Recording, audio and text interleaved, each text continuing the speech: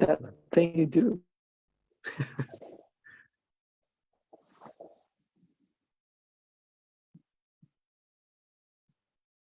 All right, there we go.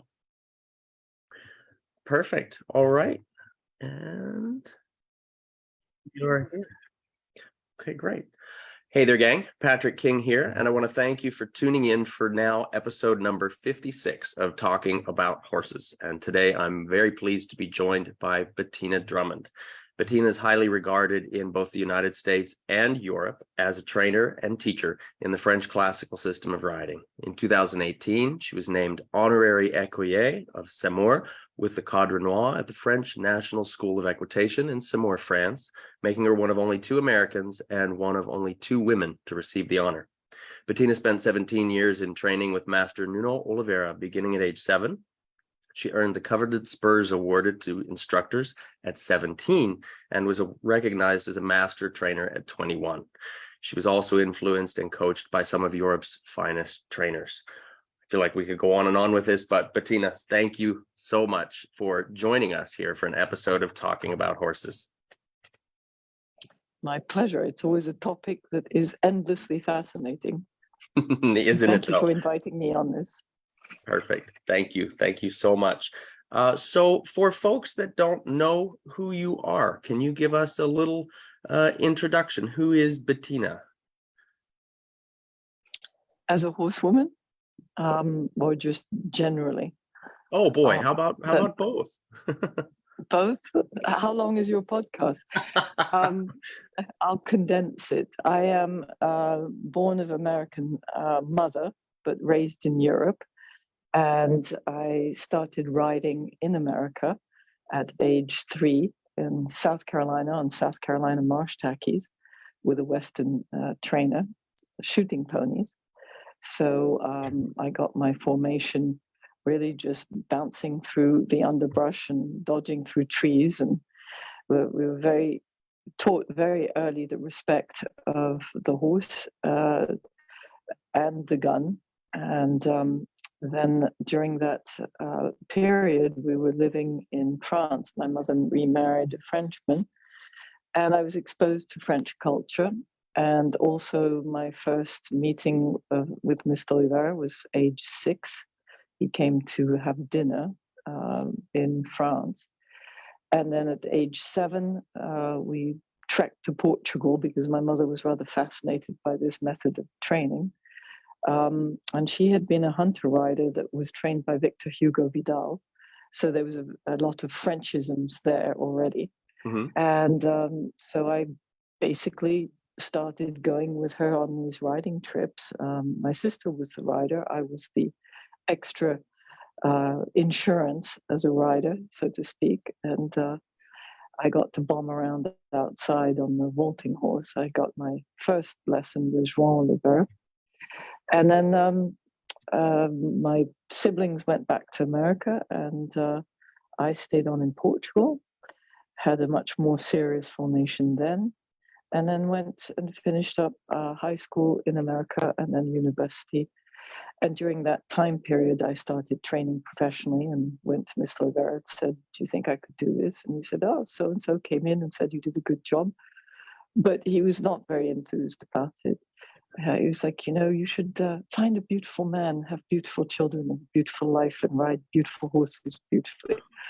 So that was a little bit of a hard pill to swallow. So on the other side of the Atlantic, I put myself through university by rehabbing show jumpers at Oxford Hunt Club and hunters. And I really enjoyed that. And after that, I started going down to Florida with horses. I was sort of the repair shop for people going to Wellington. And I had my own horses in Palm City, and I did that for 7 years. And that's when I became a teacher. And during that period, my back had blown out, and I was doing a lot of rehab. And it sort of opened my eyes in a different way. And I really enjoyed learning how to rehab humans and horses simultaneously. As frustrating as it was in the first instance, it became really a fun adaptation to what I'd been taught in Europe. So I started feeling much more in my teacher modality, and during that time I had the chance to apprentice with a few teachers in different walks of life, and I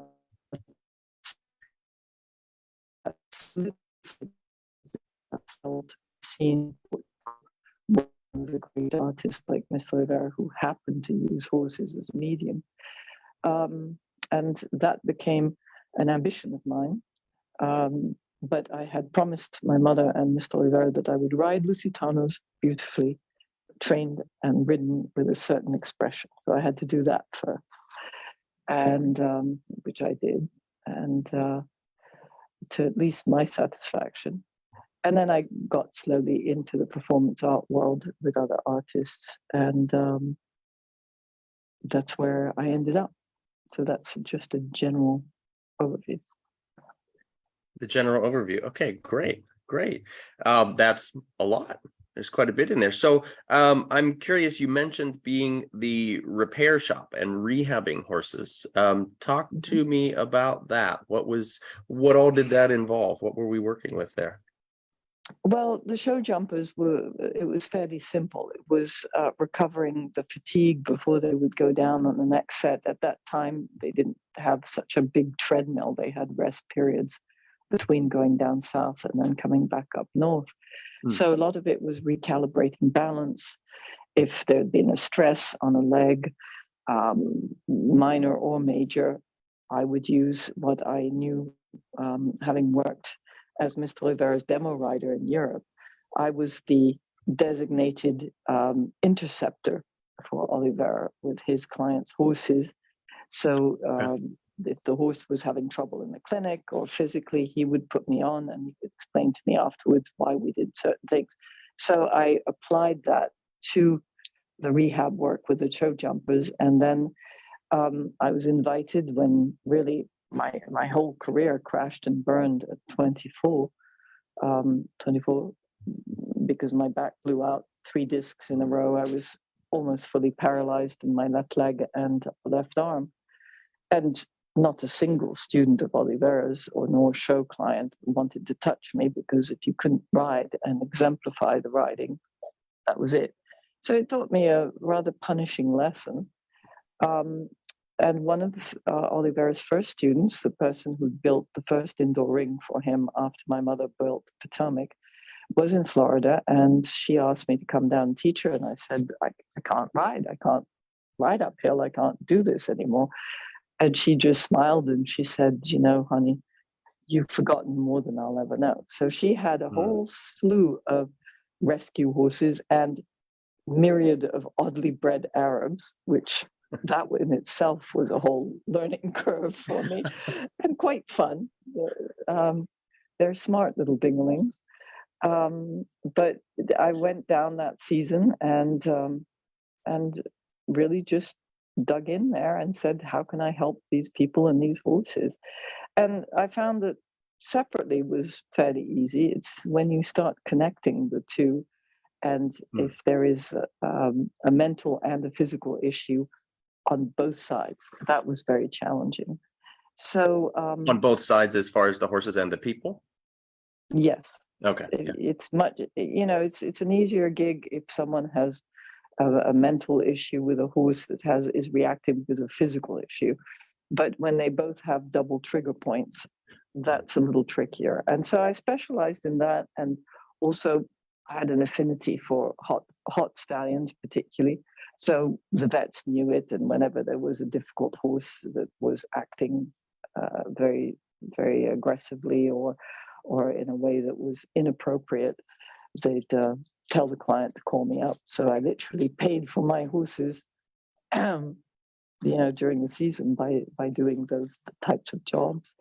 I did a lot of research on swimming, on interval training. I did, for that, I took a job with a friend who was a student of Oliveira's when I was 17 up in Glastonbury, breezing out racehorses, because I'd done that in Europe. And I'd also done polo ponies and taught them how to dodge when I was 7 or 8.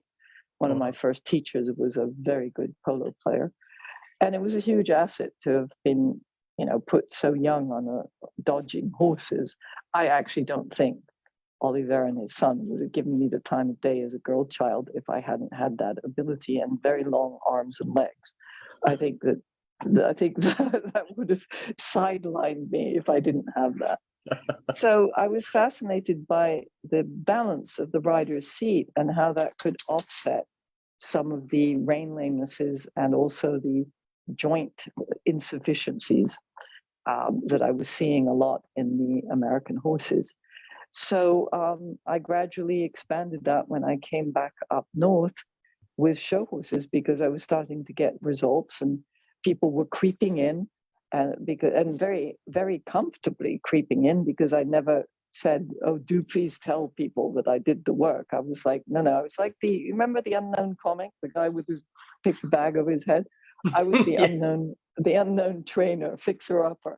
I would just go and I would be the 2 months before the show stresses and then the recovery afterwards. So it worked out very well. I got a lot of experience with that.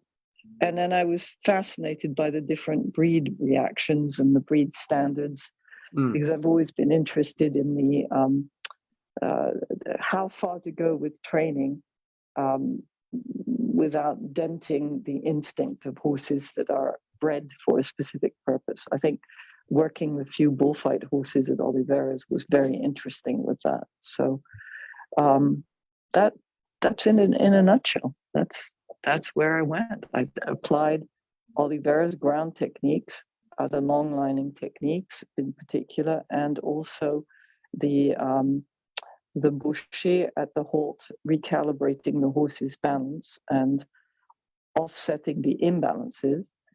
I didn't do an awful lot of the aggressive flexion work, mostly because the American establishment in the 80s and the 90s was in a very different balance in the hand and leg, and so it was inappropriate to use that.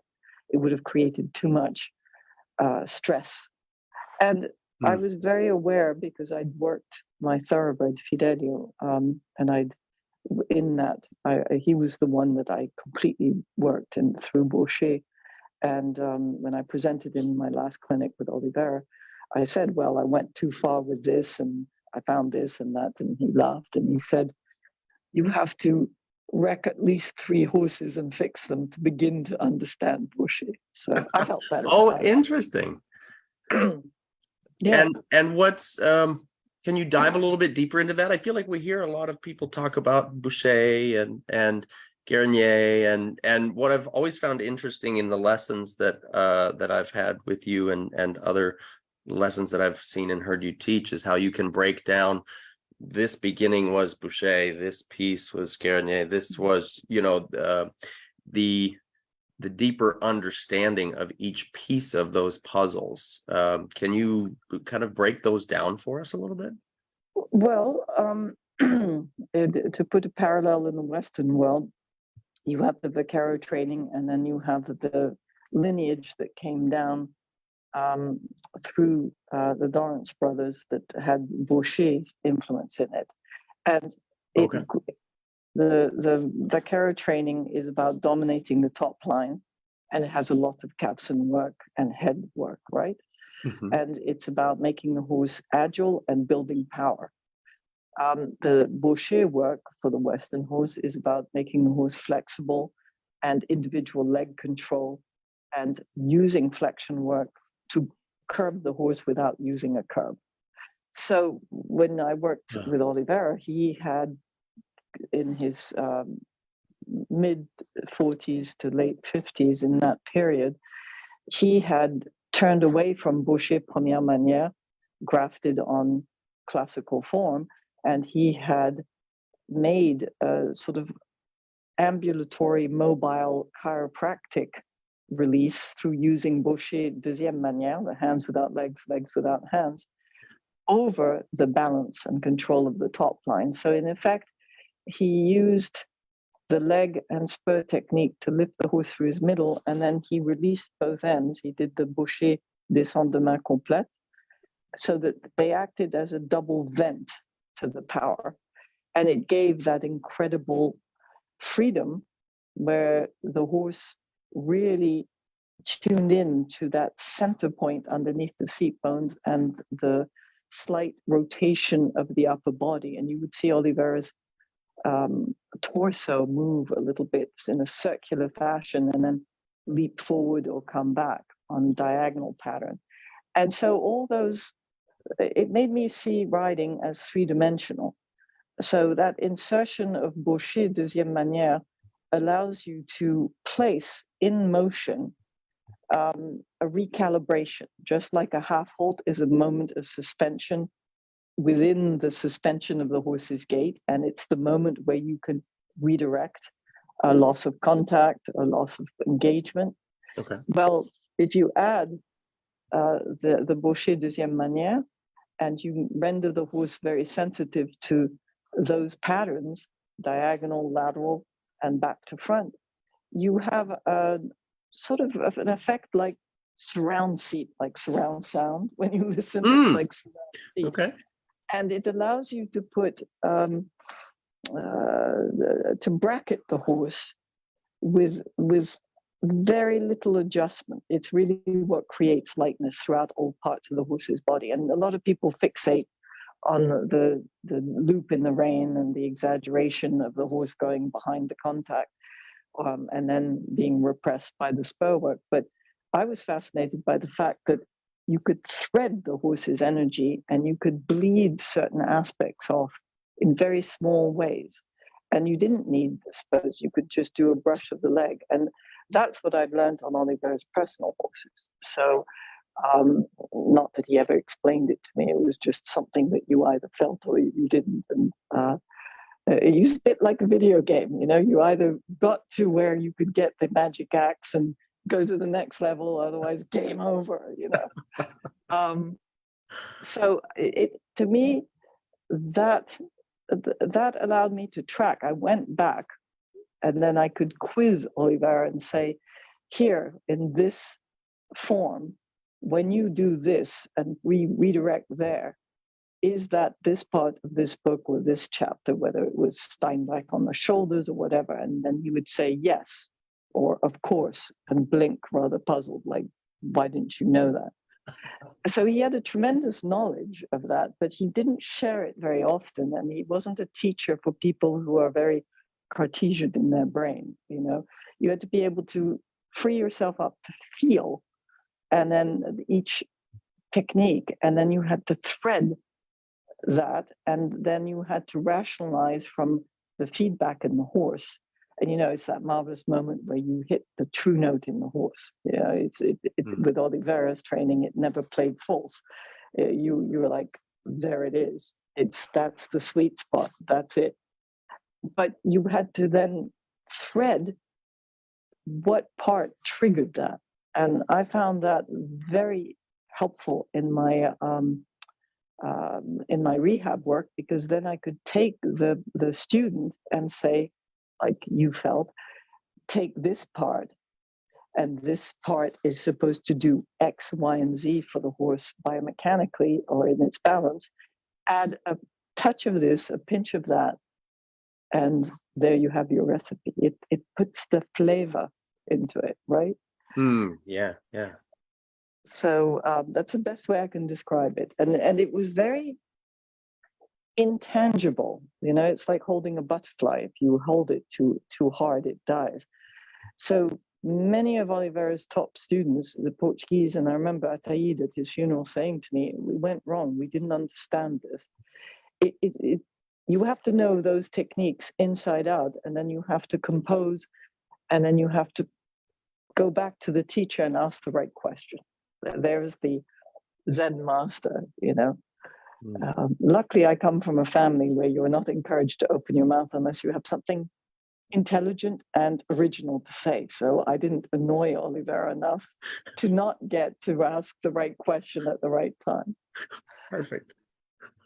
Good. What was it like learning from Nuno? Hard for me to answer that. I tried to do it honestly. I'm not trying to dodge it. But I was a child, so I imprinted a lot of the learning like a full imprint behavior. So I didn't set out to learn from him, I guess is the best way of saying that, until much later, when I was very specifically told, you must learn this because I need you to demonstrate this. And that was incredibly easy, and it was challenging, but it was incredibly easy because Oliveira taught you so well within the horse. If you trusted the horse, and the horses had layers, depths of knowledge that made their brains very unequine-like, and not a shred of fear. So when you went in to perform and demonstrate, you absolutely knew where you were, what you were supposed to do, and you could do it. So it was very empowering to learn at that stage. As a child, it was at times very scary. He wasn't very in control of his temper at the time. And I found out later he had blood pressure issues. So once he got on the medication, things got significantly better. But he was incredibly demanding of particularly the people that he formed young, on physical reaction, reflex, matching the horse. If you couldn't match the horse, you shouldn't be up there. And no explanation as to what you should do. Just, if you aren't on the right place, you just get yelled at that you're in the wrong place. And that was very hard because I came from a background of educated people who really were very sensitive to the end result, but very sensitive in wanting you to hear and learn. So it was a little bit shocking to me as a 8, 9, 10, 11, 12-year-old to be with this tsunami of a human being. And he was so operatic and so over the top that I was also like, excuse me, I come from an aristocratic background and I'm half British. What is all this? What is all this out here? But it was fun too, because I'm a daring doer. I like living a little bit on the edge of the razor blade of life. So he made it fun. And he was very fun there with children. If you said, can I take this for a spin? He'd say, go ahead, try it, see what happens. And then laugh when it blew up in your face, It was very intolerant with physical fear and weakness, very intolerant. When I broke my back as a child, when one of the horses threw me into the cement wall, I had to get right back on. And no question of going into hospital or anything like that, which horrified his working pupil at the time. Yeah. But it was, you finished the job, and it was done out of respect for the horse, and it was done out of speeding you up. And his horses were so strong and centered and sensitive that I didn't realize at the time that he was grooming me to help out with there. And so I understood much later on why it was necessary. Juan was a better teacher then. Juan was great. Juan would answer questions, and he'd come and grab my leg in the back of the lesson, and he'd say, Bettina, and he's running along. He's like, the leg, the cuff, here, and now. And he would give me the timing, and he was like a big brother to me that way. And he was the one that suggested that I might be useful for the young horses. So, because he was fed up with rocketing around, with Mr. Oliveira with the lunge whip and holding the capstan on the young horses. So, but you felt safe as a house with João behind with the lunge whip and Oliveira on the capstan, safe as a house. And we had horses come in off of the fields, never having had a halter, and within 2 days I was on their backs, age 8. And they did crazy stuff. All of a sudden, the horse would just fold up in the middle of a canter and throw himself on the floor like a camel, or throw himself into the wall on your leg. And I remember very seriously as an 8-year-old child, after the leg impactor had been dealt with, and I went through breeches and skin like nobody's business. And I remember limping over to Mr. Oliveira and saying, why does the horse do this? They don't seem to be like that naturally. Why are they like that? It just seems silly. It is not right. And so he took my head like this, and he said, Bettina, he patted it. He said, finally, all horses have psychopathic moments. and then smoked his cigarette. So he was really fun about stuff like that. And I was like, okay, I accept that. I get that. So there's a little bit of a tendency that I see at Facebook of making him into the sort of Father Christmas of horses. All I can tell you, I remember telling Mr. Pirelli that when he asked me if the horses loved Oliveira, children and horses trusted him because he knew what he was about. And he had that tremendous energy in his lower back and tremendous conviction. I mean, if he told me that cutting my head off and cutting the horse's head off would make it right, I'd have done it immediately. That made you feel you were in the right place for the right person. That was the mastery. But he was absolutely intolerant of horses going askew and people going backing off. You had to overwhelm the horse. And I remember seeing Ray Hunt work horses on the ground and drive them. And it was very much that same thing. You overwhelmed the bad pattern. And it's all high school riders are like that. Phyllis was like that, Boucher, Oliveira.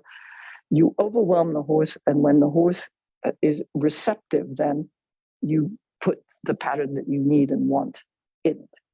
And that's why Boucher is controversial with the German and French cavalry officers, because Boucher is about eradicating any natural instinct in the horse, making it unnecessary for the horse to go there, and replacing that with acquired reflexes, which is useful to the rider.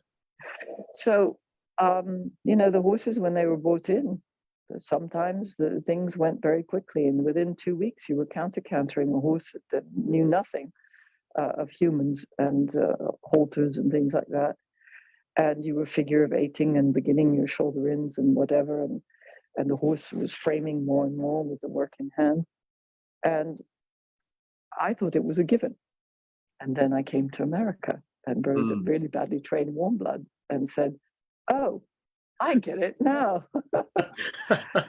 Yeah, well, because it was just part of life, right? While you were there, it was. Well, and it was so, Oliveira would adapt his technique to the horse's stress level, but he would adapt the horse to the purpose at hand, which lightness is not a light purpose, and balance is not a light purpose. And so there was no question of the horse running around playing in the pastures. I remember asking him about that when I saw that in France and then in America. And he said, why would you take a horse that is learning to collect and rounding up and learning to try and hear riders about collection, which is not endemic to horses, even if they're talented?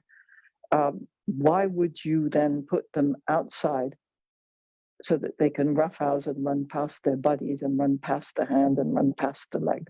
Why would you do that? So it was very didactic. The horses were kept in. They were kept very la Gueriniere. La Gueriniere was like that. The horses were tied up till they were 7, and they kept between the capstan and the whip and 2 people, and then they were ridden, and then they went to battle. And so the tradition was also very severe, because if you went to the airs above the ground, you had to know how to unleash that and how to contain it, because we did it in open saddle, not a special one, and you were responsible for, if someone's child was to your left on landing, you had to be able to guarantee that you could control the horse. So it has its roots in that battle tradition, don't forget.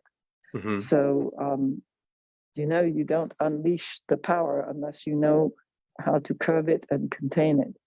And I think that was something that he was very strict about, particularly with some of the stallions that came in that were very difficult, and actually a few of them actively dangerous.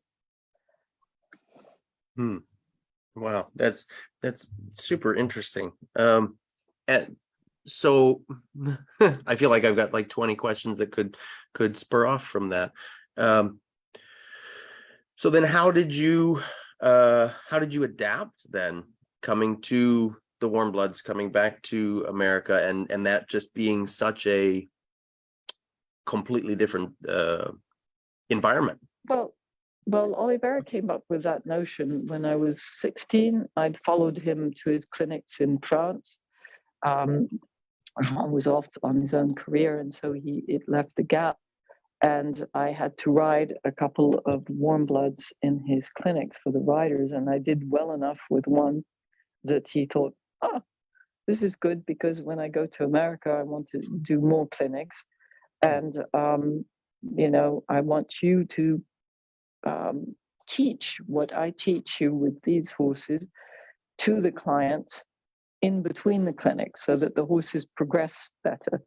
And I think he was very aware when he taught in America the first few times about, at the time, how little classical form had been taught. From the 50s to the 70s, early 80s, there were so many colonels and majors and captains from different backgrounds that just did soundbite clinics. There wasn't a huge platform for a unified dressage. And he found that very exciting on one hand, teaching in America, but he found it very frustrating because in Europe, the average amateur knows enough to, between clinics, start scratching at different bits of information. And, the French expression is you start scratching the horse and things come out. And that didn't happen in America. So he wanted me to go back because he knew I was going back to university and to do the demos and to do that. I wasn't that keen on it. So it really was being helpful in between clinics to the clients and watching their level of excitement of then going back and being able to do the next level up that made it really interesting, particularly the warmbloods, because I can't say that I fell in love with them at the time. It was giant Holsteiners and rather clunky Hanoverians and rearing Tricaners. I did well with the rearing Tricaner, but they didn't like American hands. So since I loved to go up in the air and I was good with the curb, I had a good feel. And the curb, I got the rearing Tricaners out of rearing. And it was a great career for that. And occasionally, because a lot of the clients were judges, they would say, why do you do that? And how did you do that? And I started explaining myself. And that was very helpful because I remember the first time when the person said, well, how do you harpalt? I said, well, and I explained what I did. She said, oh, you don't harpalt on a rein and you're inside rein going up and back? And I'm like, what? It's like, sure. what? It never even occurred to me. Here I was 18. I'm like blinking at this person, like, what planet are you coming off of? So those conversations were very useful. And on the other side of the Atlantic, I got clutched at that year when I was 18 by two top-notch riders that were just the epitome of Italian and French riding to me. One was a show jumper and was the head of Saumur, and the other one was an Italian gentleman who was their gold medal in Tokyo in eventing. And I mean, when I say clutched at, I literally was grabbed by the back of my jacket by Colonel Angioni as I came off of a horse.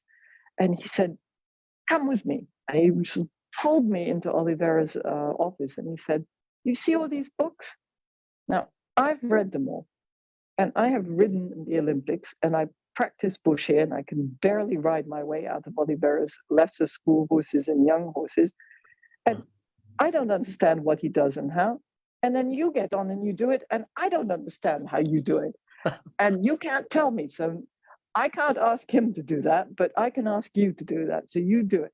And I was like, it was a little bit like, whoa, the guy's a bit on the edge. Yeah. It's an Olympian. I'd better do the job before he has a mental breakdown. So that was my first one. And then when I went to Saumur, I had the same. Uh-oh, it looks like we've lost Bettina.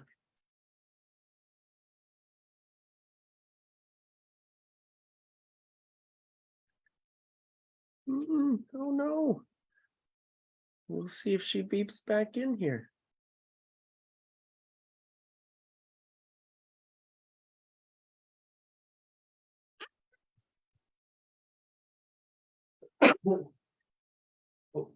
Here we go. All right, good. You're back. There we go. I'm not sure what happened there. I live in a weird fluctuating cell zone, even with the booster, so it's probably my end. Okay. It's probably Oliveira's ghost laughing at me. There we go. There we go. He's joined us. He does check in weird ways. There we go. So the end of my story is that the colonel in charge of Saumur at the time, and I'd done Oliveira was demoing there too, invited me out to dinner, and he was like, "But you have to explain to me how he does that." And he was mystified. He said, "How does someone who is as careless and graceless on the ground ride with such tact and lightness? How is it possible? And you need to explain to me how his flying change technique is." And again, he was kind of clutching at my sleeve across the table. And I was like, okay, all right, another Latin male that needs to understand how this is happening. So I read the books, and I could give the answers. And that helped me a lot in my American career. Oh, wow. That's the story. Wow. So it was out of his desperation for understanding what was going on, huh? Yeah, and it was it also made me realize how special Oliveira's amalgame, his blend of Boucher, deuxième manière, and La Gueriniere was, and his writing at that level, because I saw him do some amazing things at Saumur. I mean, it was just unbelievable, and it was good to be a sidekick, you know. I remember one time he was putting a horse that Valentin D'Oresco had not been able to piaffe, and he literally did 2 flexions and the horse piaffed. The horse that had a tremendously large tongue and was Anglo-Arab, and I was passaging a mare that had been given to me and with instructions to ride it lightly, and it weighed a ton. So I'd fiddled around and I'd gotten it, and we were both in Descendemain crossing with this amazing light. And, you know, it's the indoor ring where Boucher argued with the Comte d'Or. I mean, you're like, wow. And at that moment, Oliveira looked up he was looking at his hands. He looked up and he saw me go by on that horse in Descendemain. And he gave me this huge shark grin. And I was like, oh, yeah, this is good. And at that moment, I wanted to be able to explain to these people what he did, because it was so special. Yeah. And if I could do it in my lowly status on their horse, it emphasized that there was a method. It wasn't just Oliveira's genius, right? Oh, so sure. It wasn't magic. I could go, yeah, holy collection, Batman. I was a good Robin. Oh, that's wonderful. I love that. So the lightness that you come about there, like you were talking about the horse that you were riding in that moment. Mm-hmm. We see so many horses that are heavy on the aids, heavy in the aids, and you're talking about this kind of razor edge, right, seat, the surround seat, and finding this lightness. So how do we help one to find that when they've become accustomed to the heaviness that, I mean, I'm going to say that we can assume it's coming from the riders that are maybe just unaware and creating that or promoting that in the horse? How do we reverse that? Well, there's 2 types of heaviness there. There is the one that just comes from the fact that the riders have been formed to believe that you balance the horse to lean in the hand and be driven by the leg. And that is a lot the German and French cavalry tradition. That's easier to deal with because they do put the horse in a good balance, and the horses biomechanically are well exercised. So it's very easy to use the lateral concepts of Boucher deuxième manière at the hold to literally stand off the horse of being a little bit over the chest and just balance the haunches a little bit more underneath.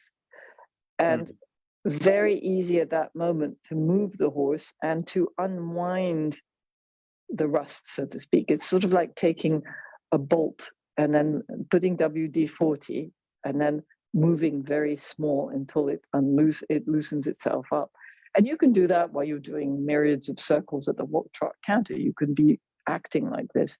That's why the chiropractic in motion of that is so effective. The second is just horses that have been ridden too long in this aspect and buried a little bit and overdeveloped in gaits, underdeveloped in balance. That's trickier. You need the Gueriniere square exercises. You need to rebalance the seat of the rider with the legs primarily. Usually it's a lack of education in legs. We talked about this when you were here, that collection comes from the leg. And it's the lack of education that shortening the neck and pulling the base up gets you a certain form of impulsion and reactivity in the beginning, but it will slowly bite you in the behind as you go along the training plateaus. So it's redirecting the fact that you don't start with that. You don't do, whether it's sort of what I call bad reverse Boucher, front to back Boucher, okay, or that you take the very cresty, swanny competition neck, which blocks a bit the back from functioning, and then you make the legs swim up. It's to know that those are exaggerations and that the people are not necessarily evil doing them, but that they need to be brought back to the active neutral point of a dynamic shoulder fore, a rounding up over the bit, and then a hesitation to go forward, which brings the horse back into a fluid half halt in its haunches. And to bring back that sense of basculing between the aids is not very difficult because you can do it within all the training patterns of third level-ish movements. So if you've got a competition obsessed person that's like, well, I want to do it lighter, but I don't want to lose my forward impulsion, or I don't want to lose, whatever the rationale is. You can insinuate certain feels and stand the curb branch in front, literally, of the head, the vertical head of the horse, and then you can teach the person to act underneath that or up to it. And I think that's the best way of coming about it, because if you start doing polemics of types of training, you don't have a dialogue. You just have you have no bridge. So I go at it as in, I'm here to troubleshoot. I'm a consult. From my perspective, here's what's missing. If you add this, then your half pass, you think about how the outside shoulder comes over the inside hind, and then at the moment afterwards, how the outside hip connects underneath the front curb. Then the half pass is useful to your passage circle or your passage to piaffe serpentine. So it's by making those connections for the show riders that I also realized that it's not endemic to any race or breed or one method to look for lightness. It's really endemic in your attention.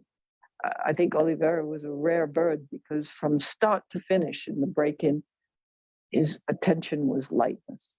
Lightness, the horse responding quickly and easily in all parts. But for him, lightness wasn't a loop in the rain and piaffing 20 minutes on the spot. That was an aspect of it. But it was being able to move the horse constantly away from a lean.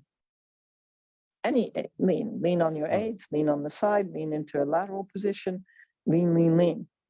To the point where and obsessive about self-carriage, kind of physically and mentally, yeah. You have to be, because how do you get a horse piaffing and going into airs above the ground effortlessly if you don't have that? He was very respectful of the effort that lightness took. He never would have asked a horse to do it in a stupid way. Occasionally he went over the top to the gallery, but it was with a very well prepared horse.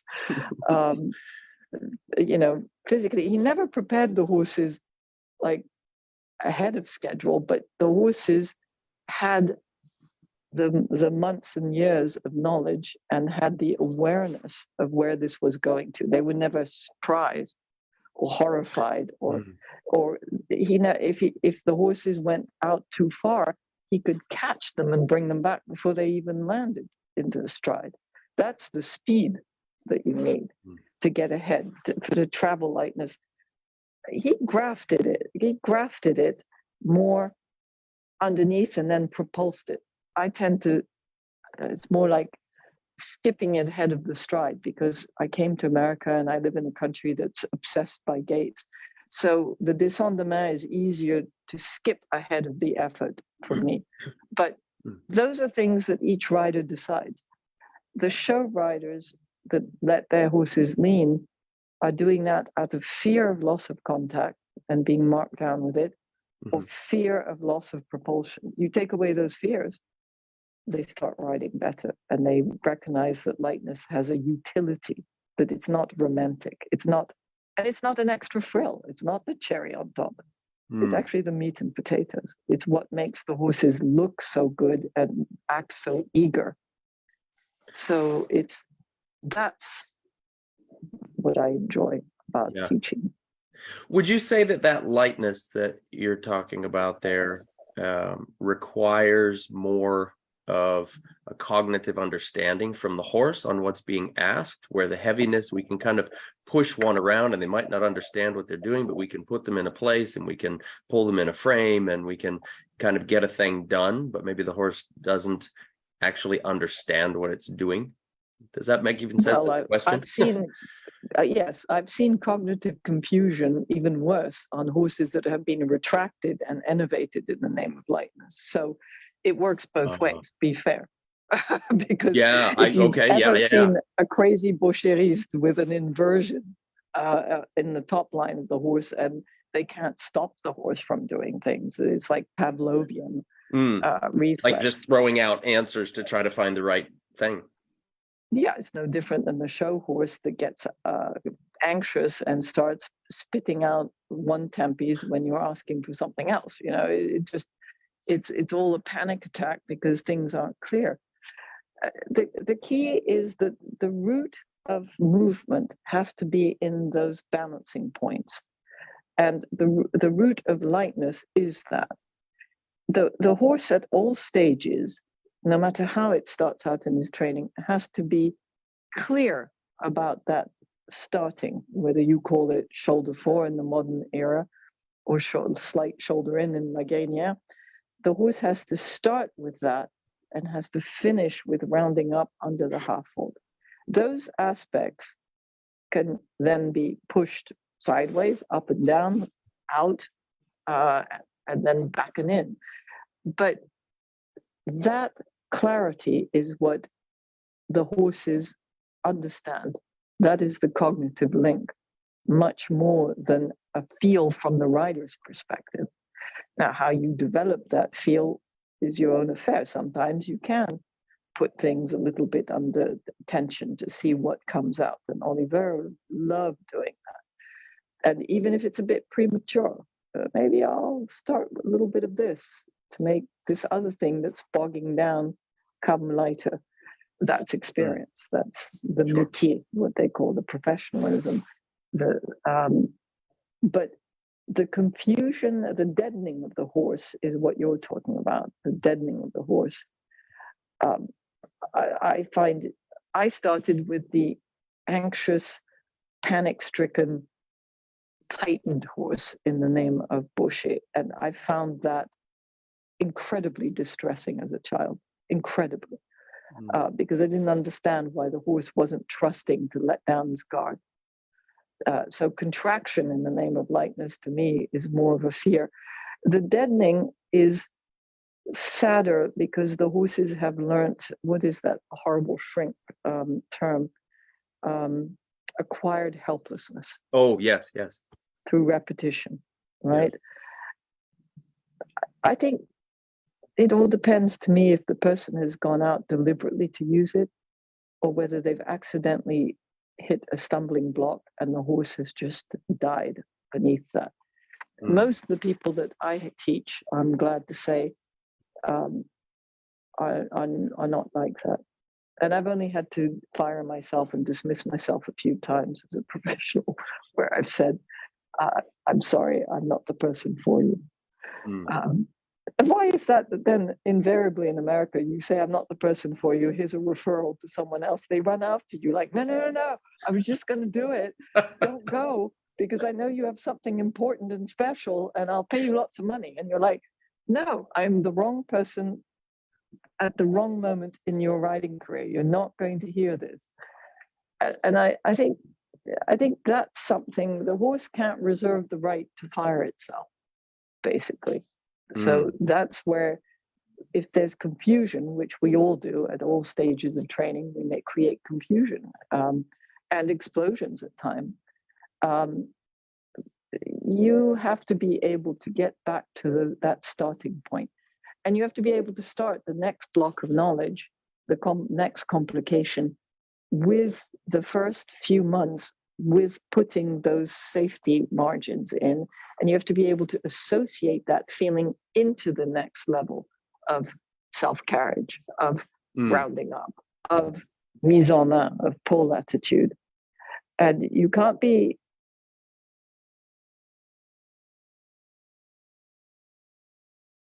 Uh-oh.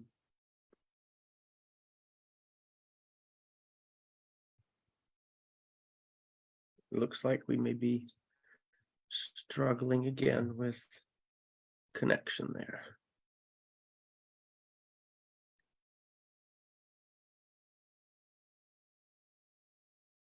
Oh, are you there?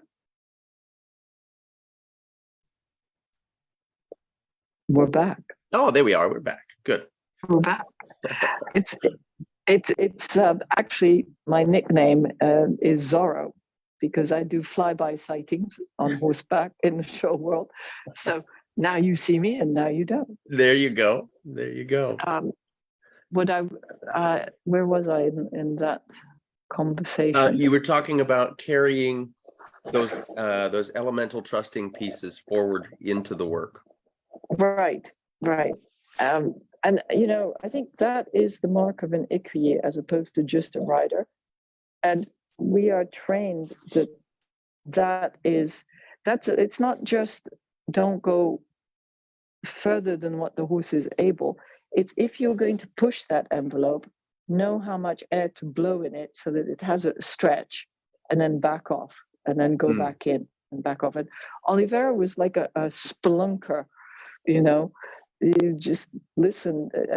I'd watch him, and hence the head down. He would watch the action of his hands on the horse's neck, the carrying muscles, and he would feel in his back and watch the hindquarters, and then he would put a tonality and it would reverberate, and you could feel it reverberate if you were on the horse and he was provoking it. And you had to be able to wait till those reverberations stopped. And I think that's what a lot of people don't do. And I'm not talking about just show people of different disciplines. I'm talking about trainers. They don't understand how quivery that the neurological system is of the horse, and that emotionally the horse reacts with that. So if you're going to put the horse on a psychic high with 20 minutes of piaffe passage transitions, you also have to factor is, can you keep those reverberations clear? When I coached virtually at Saumur, I'm on the other side of the Atlantic, but I was 6 strides ahead of their feel. And when I coached in private, they recognized that I could feel the reverberations before they in the saddle could, and they're very well-trained riders. So that's something that you have to learn here. It's like feeling an instrument inside your core, and that reverberation.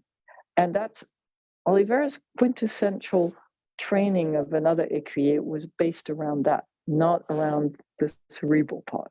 And that's why he failed with a lot of very good riders, a lot of very good professionals, because he expected them to know this and to recognize that that really was the first duty.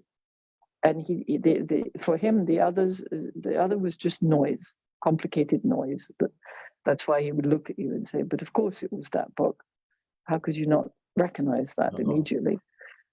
So I think that's where lightness is a feel thing. It's not, yes, there's acquired knowledge from the rider and the horse, but it's the conjunction, the moment where it really pulls together, is both of you have felt to go there and you trust one another there in that spot. There's the real trust. And I never mistrust my horses when they're at that level. But before, I tested a lot. I'm like, yeah, are we really there? And then I like going crazy. So I'm like, I was the perfect rider for that of my generation, because I could just drop everything and go crazy with it.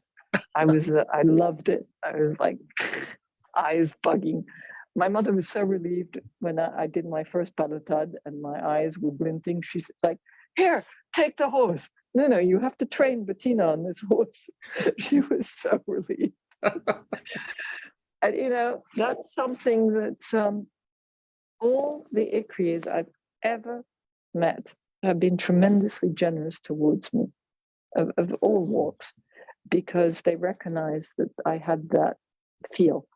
And so they forgave that I was raised in not so linear a fashion. And when I would ask questions, they would answer them. They would invite me to ride horses. They would show me what they thought I wasn't paying attention to. And that's the great tradition. Forget all the Latin stuff of I ride better than you, my master's better than yours, my technique is the best, blah, blah, blah.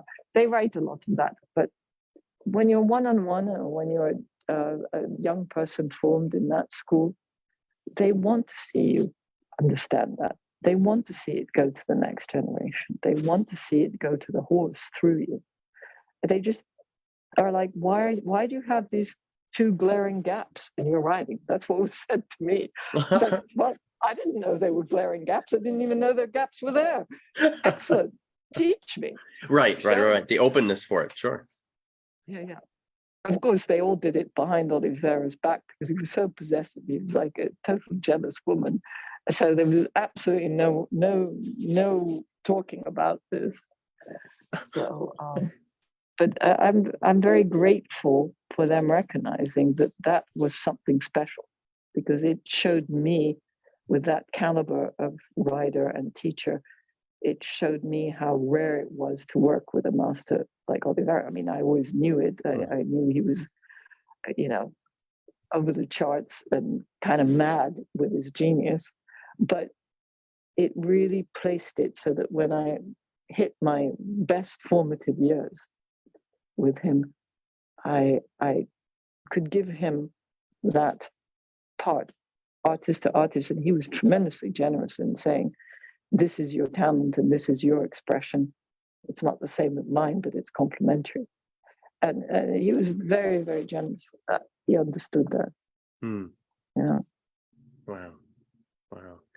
So kind of going into that, the artistry of it, you are involved in the performance art of horses, right? Can you tell us about that? Well, it's not of horses, it's with horses. With horses, right? Yes. Yeah, I chose to work with various artists. It really came about because I had a Japanese adopted aunt who was an unbelievable person. She'd been an opera singer, a concert pianist, harpist, and she picked up painting in her 60s and became one of the recognized naive painters.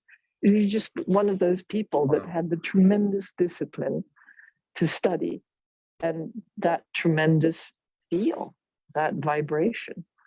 And so she took an interest when my mother became ill. She took an interest in me because she'd come to Portugal, she'd seen Oliveira, and she was just amazed. Like when Tibaldi knelt on the floor of the indoor ring, when she saw Oliveira ride. I mean, when you see artists of that caliber and they're like, wow, because there's something intrinsic about the life force of the horse and this figure, the centaur, that hits people viscerally, right?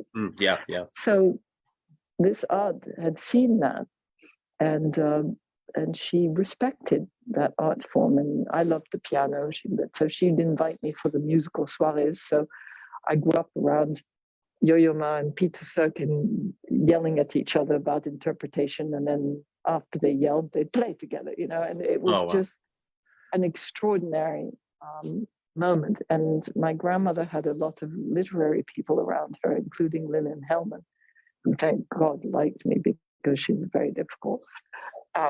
And I learned a lot listening to them and watching them interact and choose words.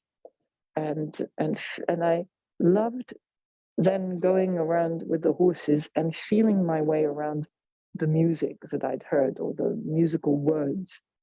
And I started writing tone poetry, because that when I studied at college, I had done my dissertation on symbolist poetry.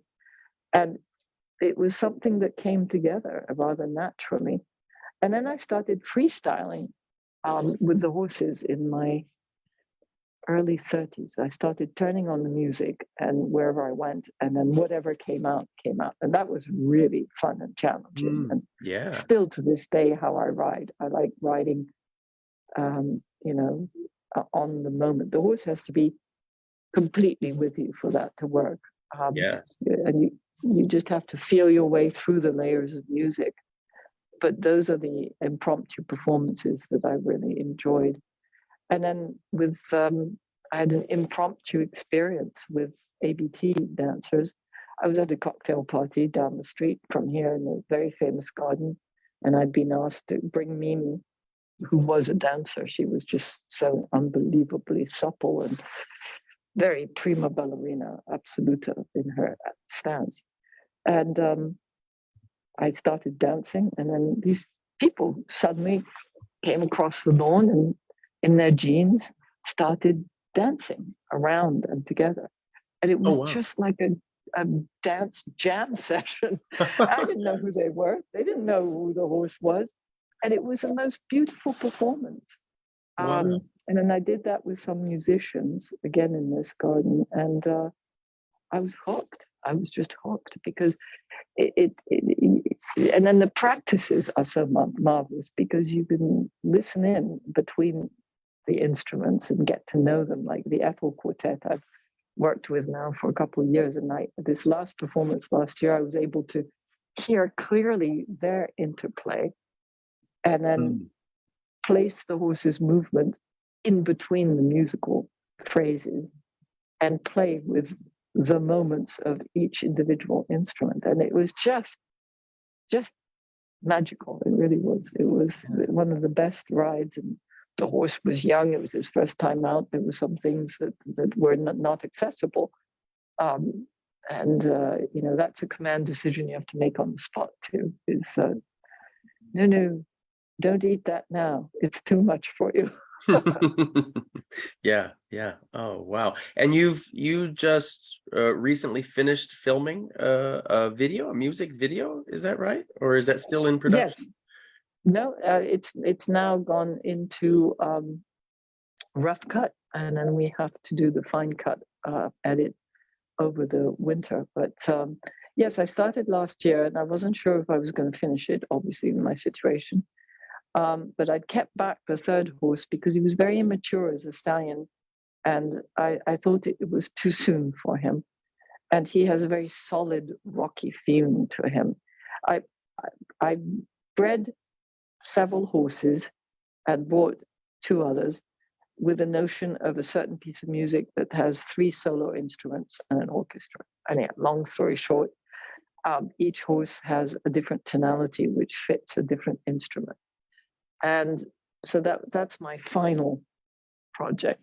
So this in-between project was getting each horse out, and I'm using the music from Jonathan Livingston Seagull, the Neil Diamond score.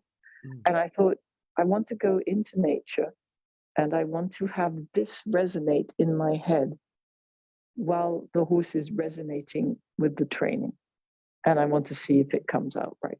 Oh, wow. So hence the pictures of Kimacho on top of the crazy high escarpment in Vermont. I don't think I'd have done that with many horses. Let me tell you, I am Macho and Mimi, double thumbs up. Those guys were so brave. Yeah. So brave in my career. Wow. I once threw a dancer behind Mimi.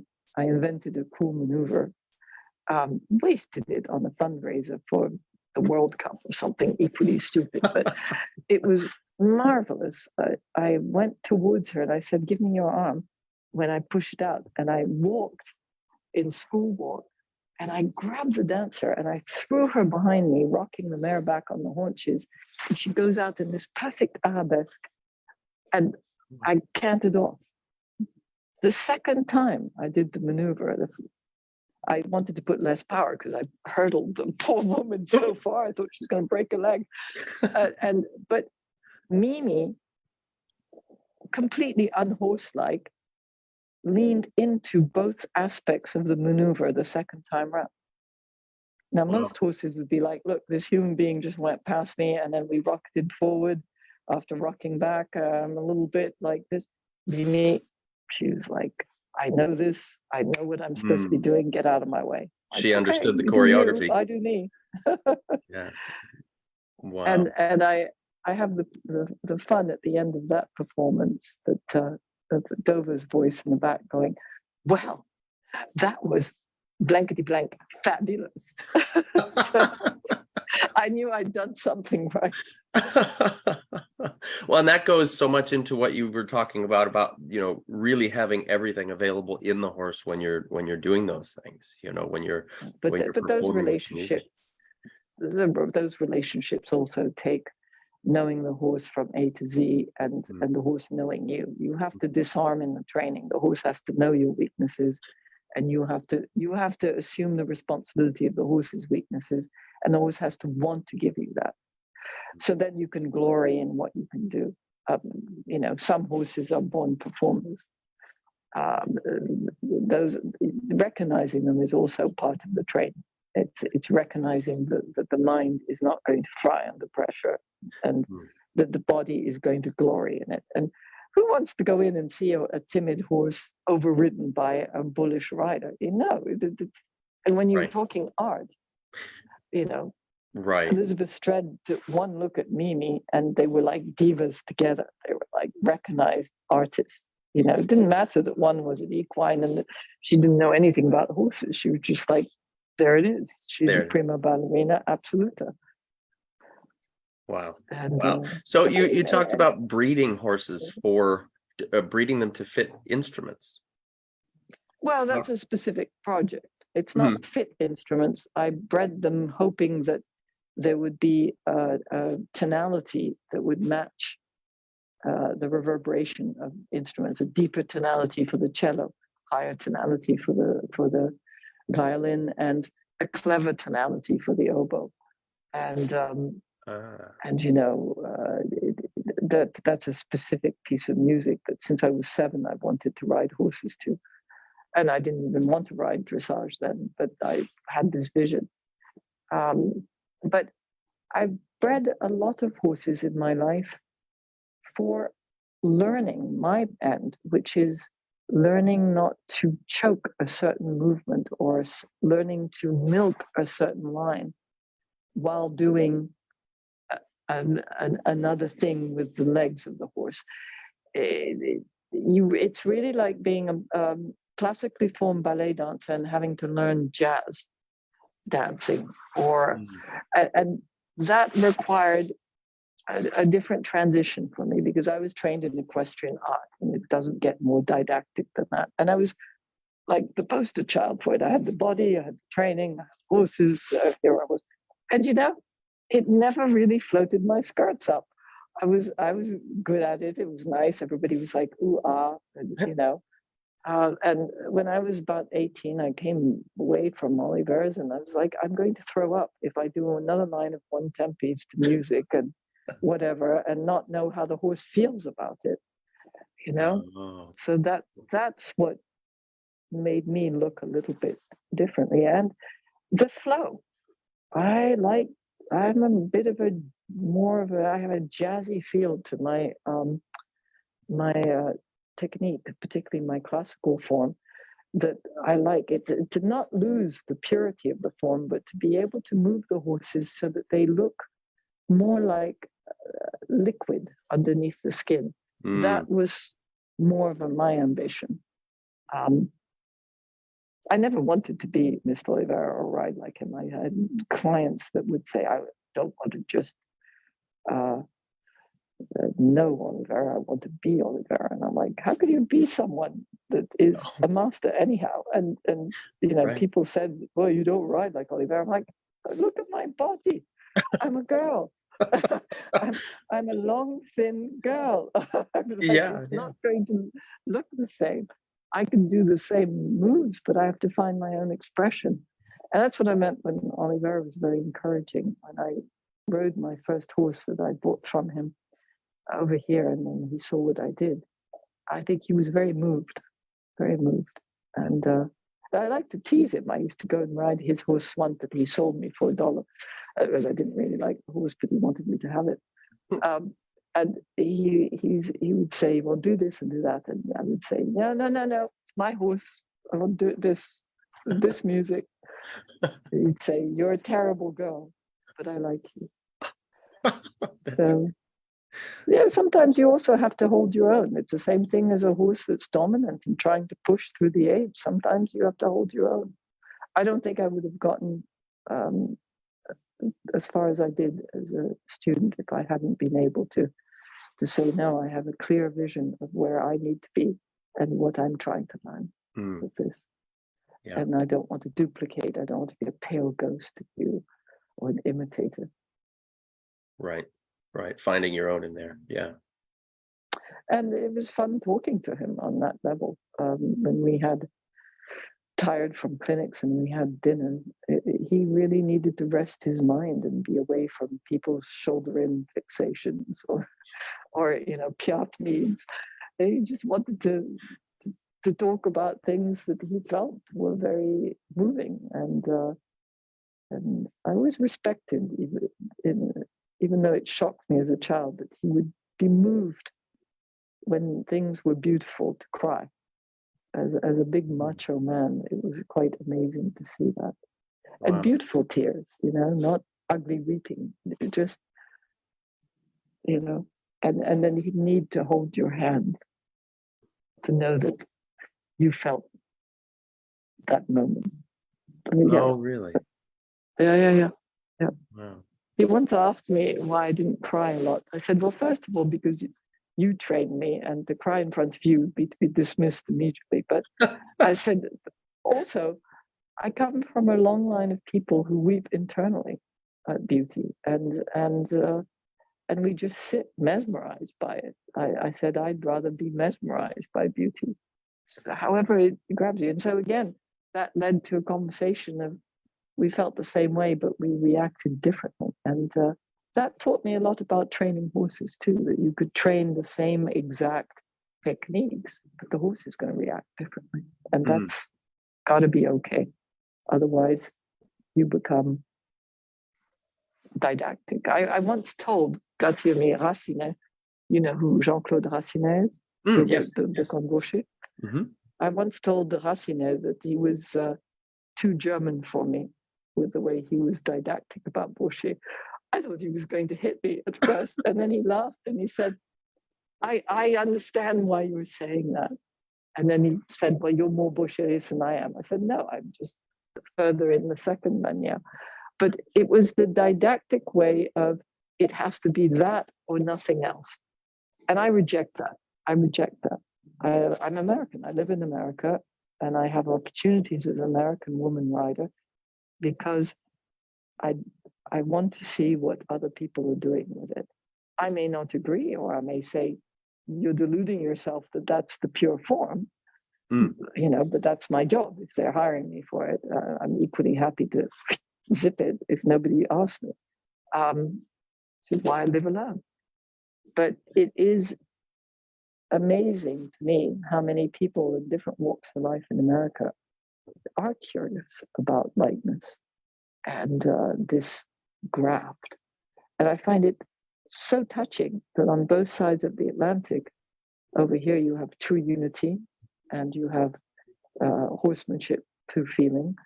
And then you have Oliveira's reflections. And on both sides of the Atlantic, it was that magic graft of those techniques, those heritages. And the funny thing is, so many of the writers don't understand that that is a joint heritage and that it is a novelty to bring the two together.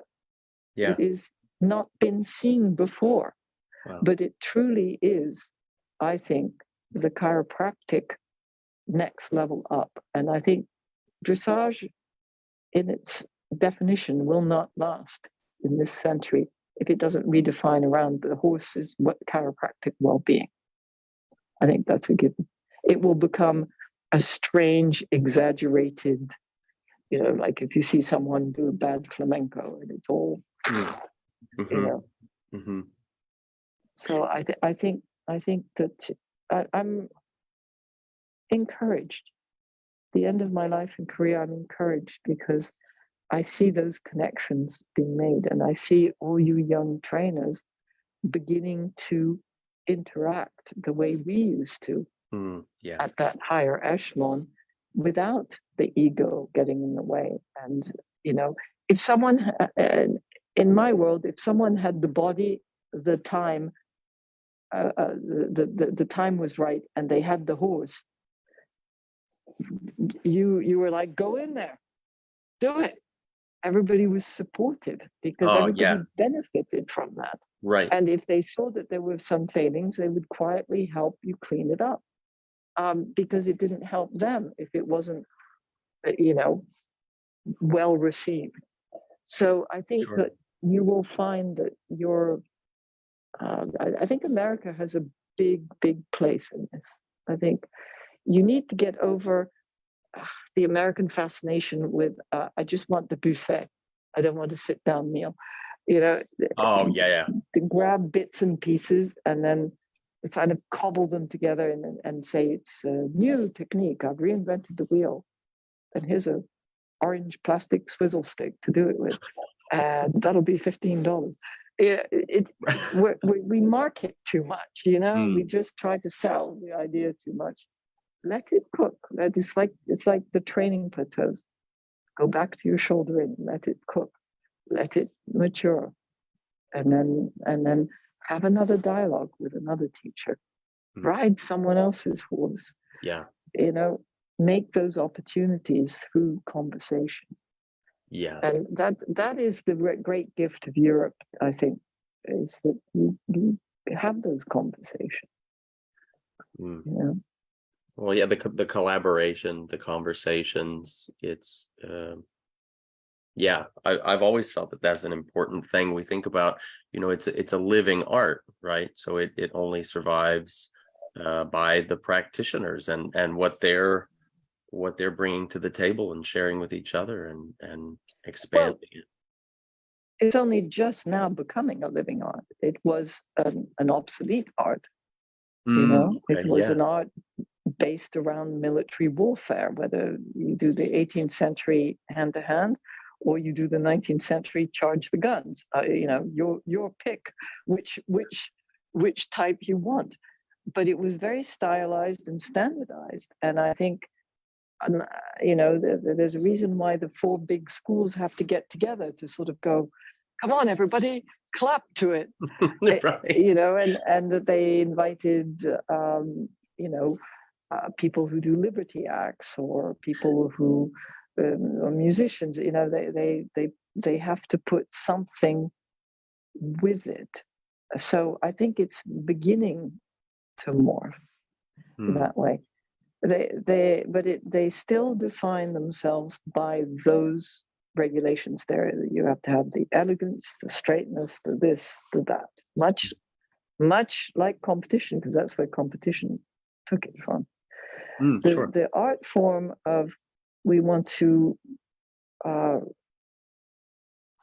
raise the bar and have lightness there. No one else has done that with Oliveira. That was his great genius and gift. Yeah. That is why you guys talk about lightness, because there was a guy called Nuno Oliveira. And wow, on his hill alone in Portugal, that's pretty damn cool. Yeah. It's a tremendous influence, right? That he alone had, and yeah, like you said, yeah, everybody wants to talk about it. Yeah, and everybody's making myths about it too, which I find vaguely amusing. He told me before he died, he said, "You watch, I will be." Let me my earpod just went. I took my earpod down.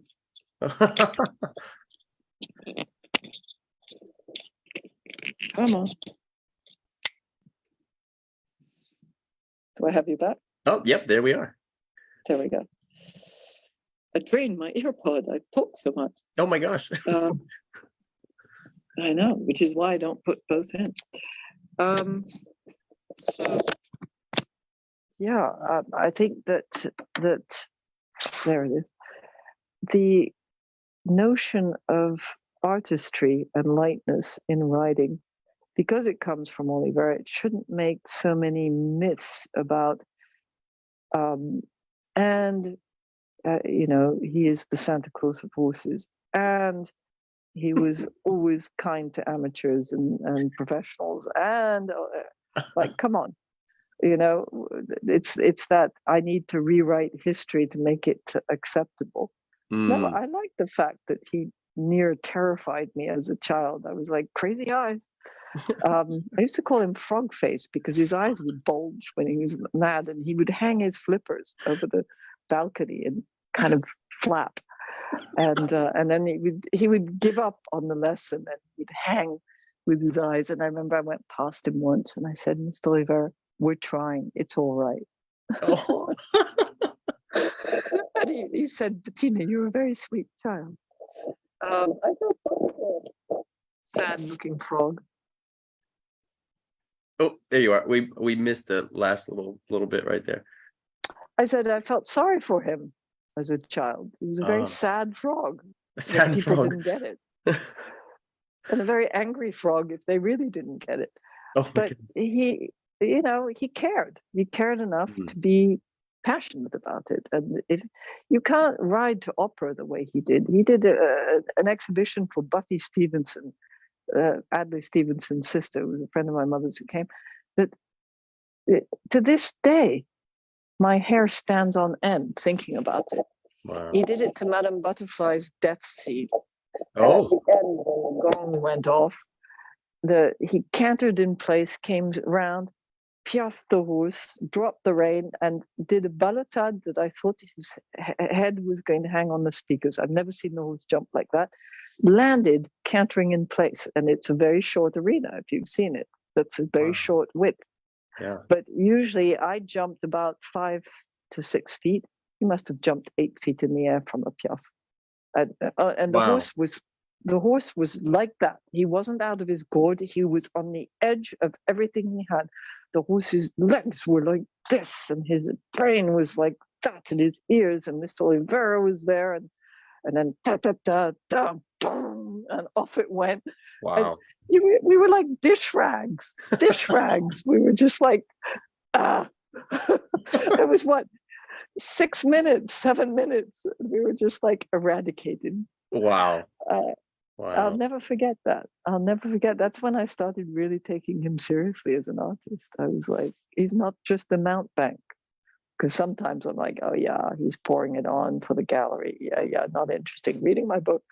And then a few things like that would come out. And I've told this story many times when I looked up at 12 and I saw the ray of light and he did a descendement piaffe on Arpelo, bay horse. And I've got a beautiful picture of it. And it was so simple. And it was one action of one side of his back to one touch on the rein. And the horse was just completely entranced and subjugated at the same time, which is the best way to be in life. And my head snapped up, and I was like, "This is for real. Wow. You can't lie to the eyes of a child. That is genius, right there. Yeah. Purity. It's that simplicity. Is incredibly complicated to get to, but it's incredibly simple and quiet and convincing. Permeability, not just for the horse. As a student, you have to be permeable to those sensations. Yeah.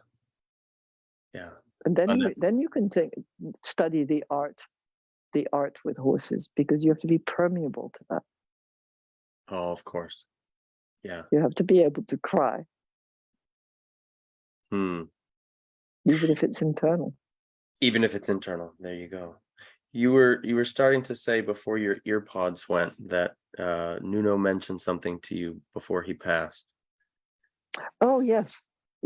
He said, "I will be when I die. You go see." He would say, "You go see when I die.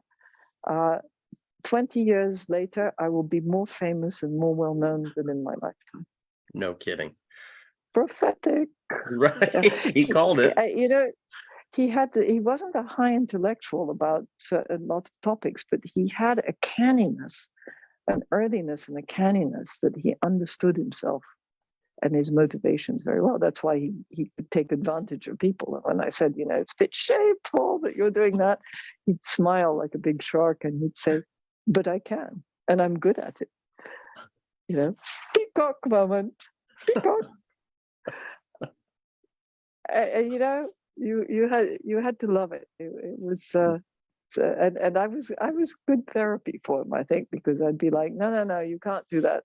That's not allowed. You can't. No, you'd call him out on it. Can't do that. No, totally.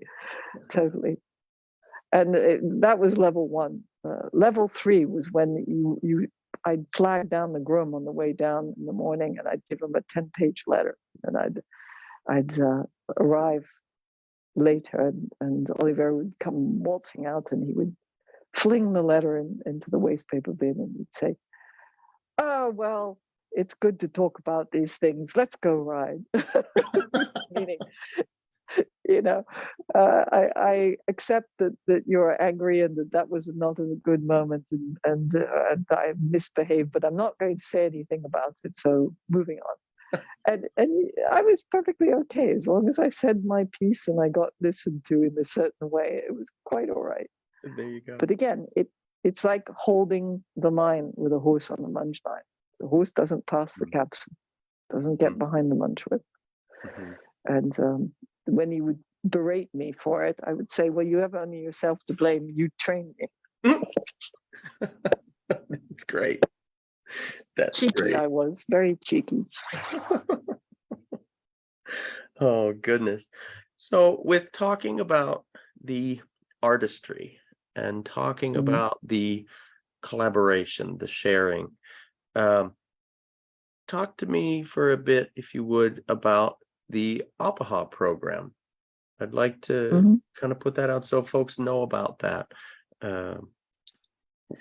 Well, that was something that I started informally 22 years ago. I helped a friend. Yeah, I helped a friend. Probably no more than that.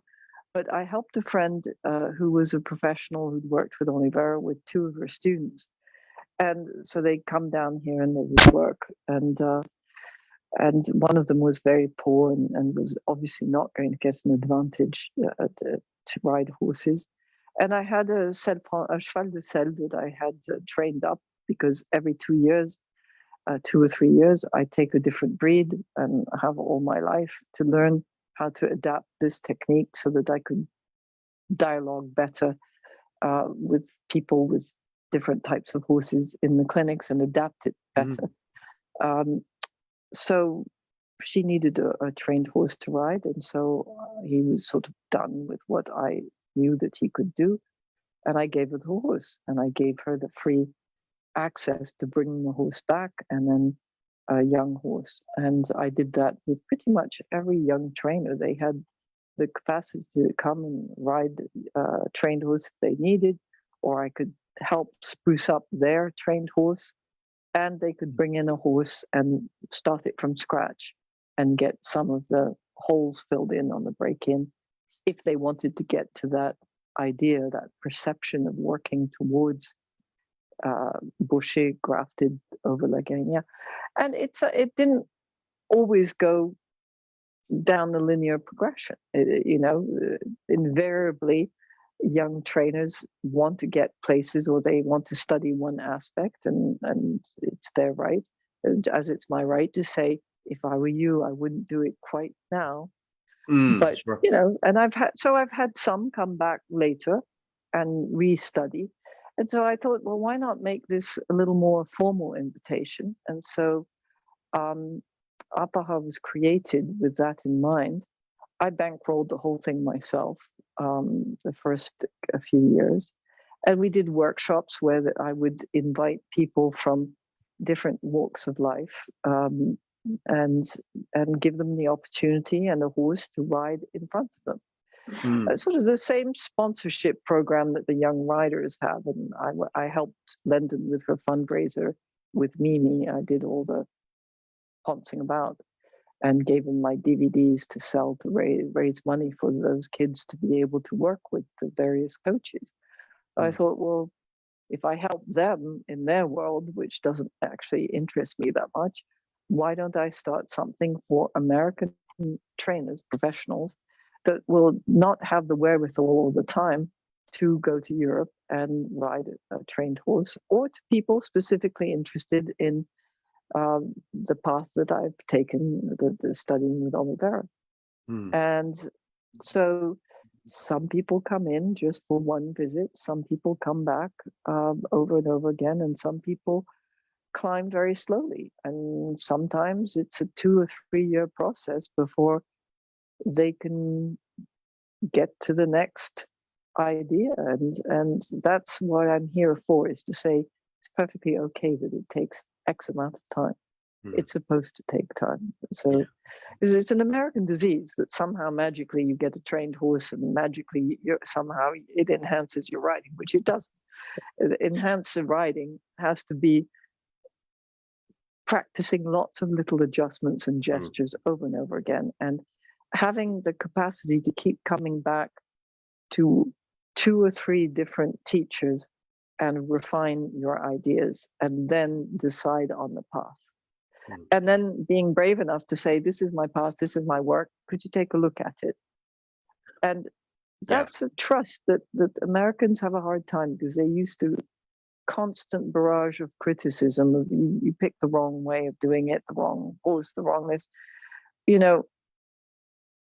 If someone tells me I want to do what you learned from Oliveira, that's a totally different ballpark. You have to have very set criteria and set steps. Okay.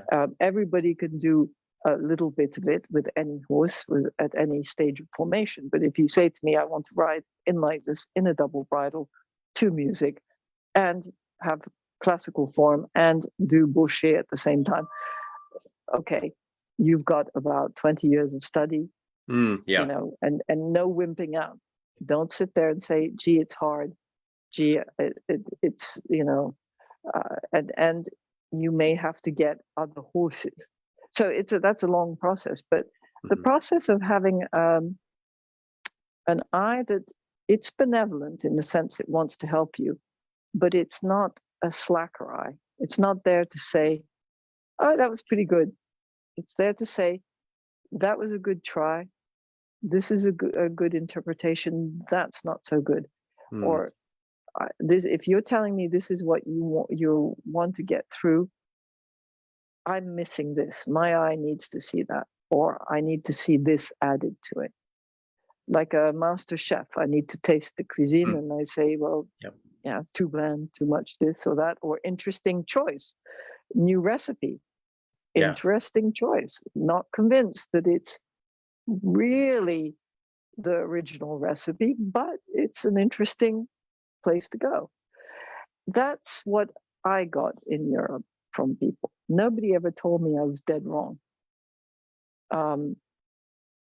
or that I look like hell on a horse. Nobody went that far. They just said, yeah, this is lovely, but I would like to see this more established or this more fluid. And I explain to me what you're trying to get to. Well, if in the definition in the book of that technique, this has to happen for it to be real, can you add that? So challenges. And for Americans too, it's leave the baggage out of the ring. The first thing I learned from Oliveira is this is an indoor ring. We are of service to the horse.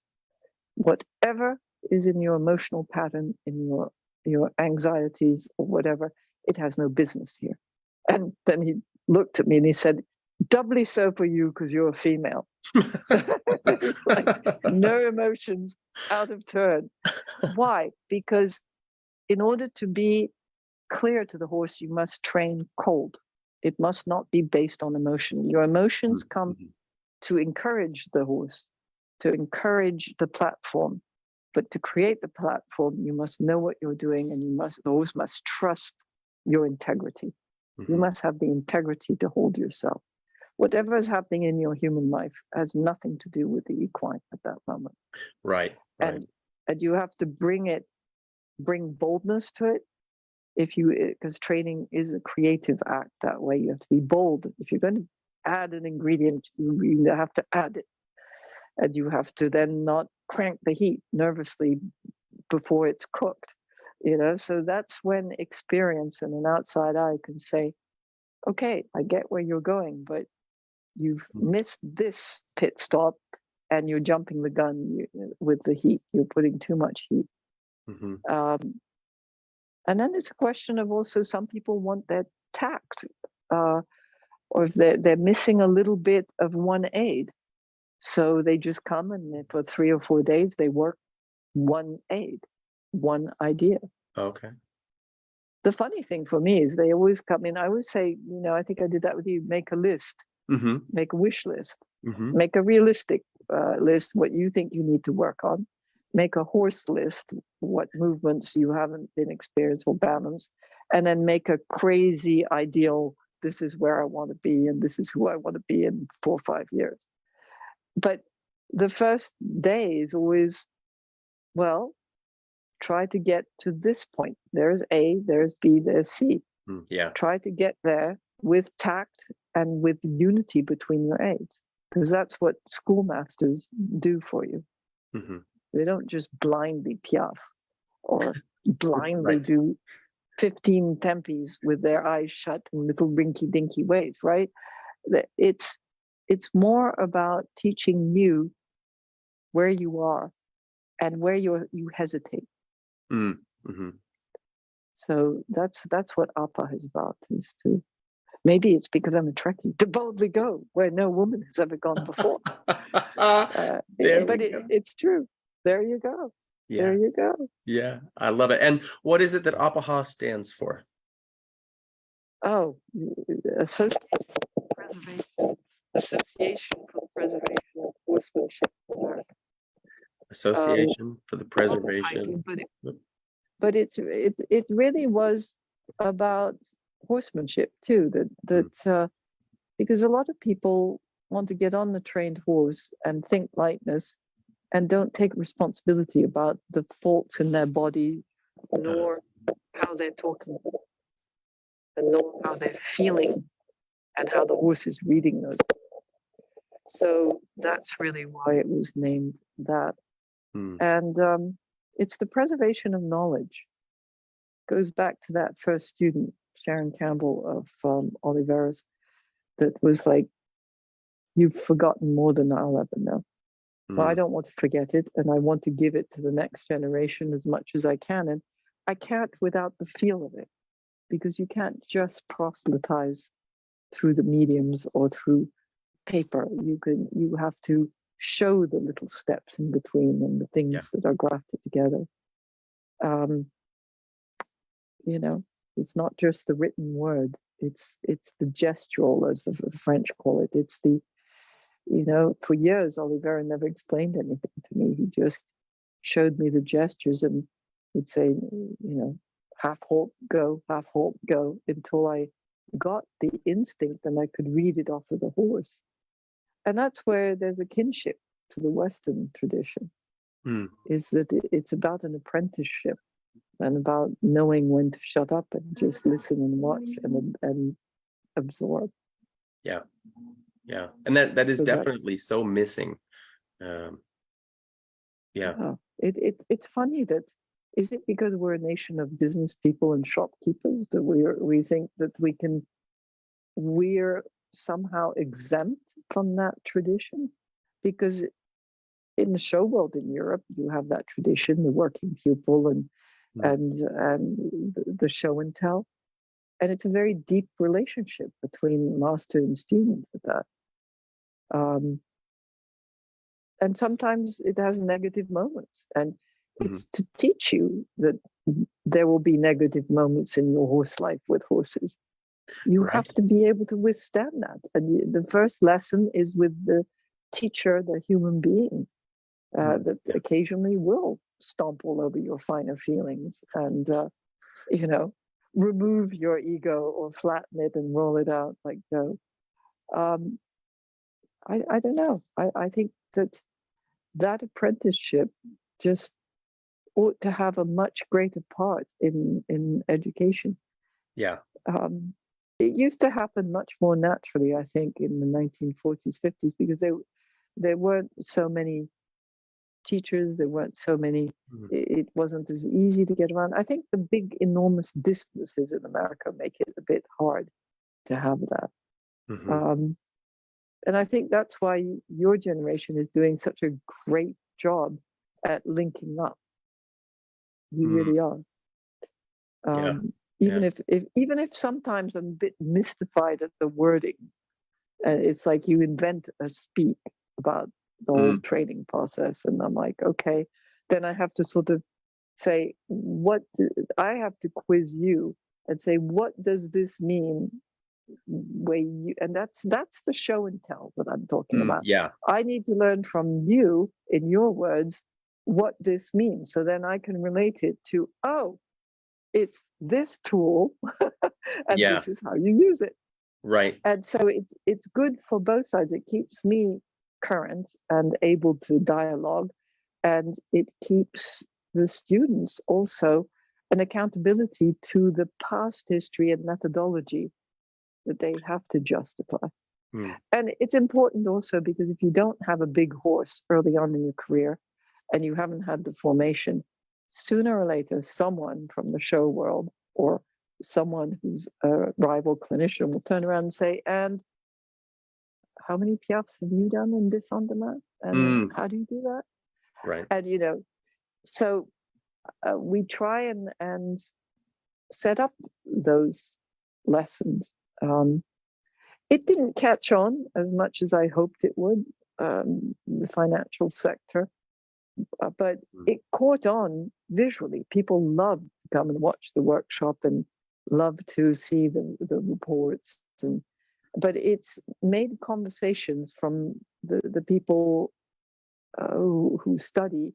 I see it on Facebook. People who I taught 20 years ago are encountering people from now your walk of life.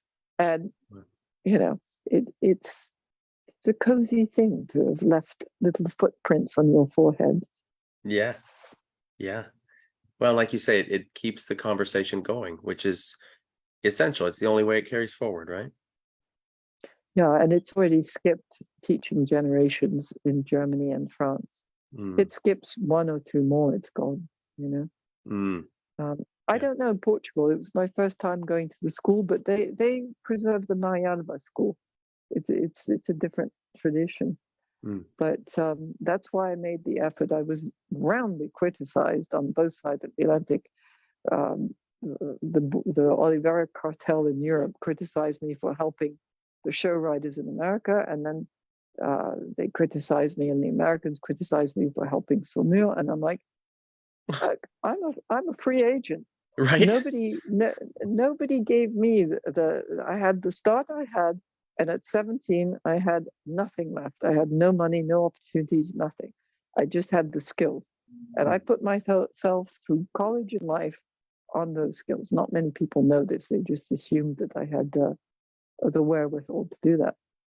But I had made those connections, and I know how important they were. When after Oliveira died, the first person I rode with, just to go and show Mimi to him and say, "Am I still there?" was Patrick Le Roland, and it was, again, I cried internally because he was so generous, and he said it just is a delight to come and see you and see riding like this. And then he said two things that I could think about to sharpen up, and he said, "It's so wonderful that in this country that you walk through the door and it's a piece of what we've shared." Whether it was, and he loved Oliveira, and it was just a wonderful, warm feeling. And when I rode for one of the von Deindorf students, who was a very beautiful rider, it was the same thing. After 2 days, he looked at me and he was like, "Why are you here?" I said, "Because of your experience." And it matched a bit my experience. And when I got off, I limped on my left leg, he limped on the right leg, and we turned and looked at each other. And I said, "Too many hairs above the ground, too young." And he said, "Yes." Those things are priceless. Yeah. And that's what I hope for your generation. I hope that you can get that level of interaction. And also the people who have been through trauma and who love to heal horses. I've really enjoyed talking to you lot, that generation, because I was considered a bit of traitor to my class of riding in Europe, because I opted to stay in America, and I was fascinated by that aspect of adapting these methods to any horse, any rider of any level, and fixing all these issues. I was supposed to be the quintessential, child in the bubble. I was supposed to, stay there. I even had someone come up to me when I was about 42 and say, "Oh, well, how disappointing, you have wrinkles now." I was like, "Yeah, you knew me when I was 14. I'm now 42. I was like, "What, you own me because you saw my body do certain things?" But that's how crazy people are in their visuals, and they own you if you're in a book. They own you if they saw you as a child and whatever. Yeah. And people are enthused because my body still looks on a horse in Piaf and Levant the way it used to. They're enthused. It reassures them. There's a continuity. Like, if only you saw me when I got off the horse. But right. It makes me excited. It makes me excited to still be excited about not only writing it for me, but sharing it. And that's what you guys have to find. It's not just about healing broken horses and healing broken ways of thinking. So once it's healed, it's bringing out that inner glory. That's what lightness is too on horseback. It's bringing out what you know is inside, and I can sniff it. I see a horse at three hills over, and I'm like, "That's the one I want," because I see what it's going to come out, and I want to see that. And when I see younger riders and professionals, I don't see their struggle. I see what they could be in that ideal shape, same as the horse. And I think that's important too, because you need to have that strength of character to step forth and shine. And, if you had met Oliveira, you would know immediately that was quintessential to the art. It's not just, the Gueriniere said it best, the horse must please himself in his air, not just the horse. The rider must also have a sense of ease and pride and enjoyment. And for that, you need sound mind, sound horse, sound body. And you need to heal yourself to that. And that's what horses are. Their molecules are strong. They're not these weak, broken things by nature.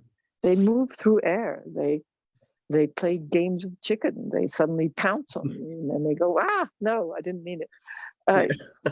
It's all the relationships that you'll come across. Your human relationships are there in a nutshell, but they do one thing: they quiet down, and then they hear. So you have to quiet down and listen, and that's ultimately the right half-hold. Well, that's pretty powerful right there.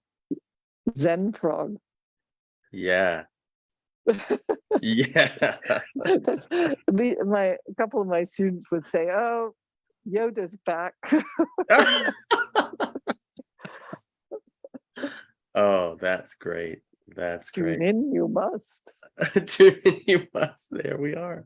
Yeah. Oh, I love that. Well, this has been very delightful. I've gone completely over time, haven't I? Oh, it's, I would say there's never a time limit for these things. I love it. But well, I'm always I want to be respectful of your time as well. Yeah. Do you have any other burning questions? Or I'm always willing to come back if you have another list. Fantastic. Well, we will definitely do that. I do have a question. There's been a couple questions that have been submitted ahead of time. Oh, okay. All right. We'll maybe just touch on a couple of them, and maybe we will just have to have another chat for questions that I'm sure will come in additionally as a result of this conversation. We have one question. Says, I would love to hear Bettina's insights on something that came up this morning. We are ever increasing the prices on young horses sold to perform at the top of competition. In the jumper world, it's approaching racehorse prices. The most recent PSI auction sold 50 young horses for over $22 million.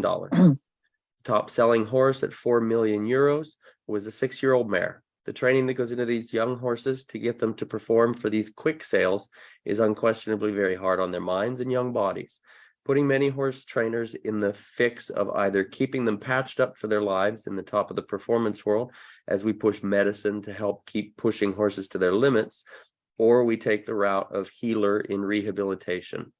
Where does the cure lie? What steps can we take to create a more holistic and long view of the horse?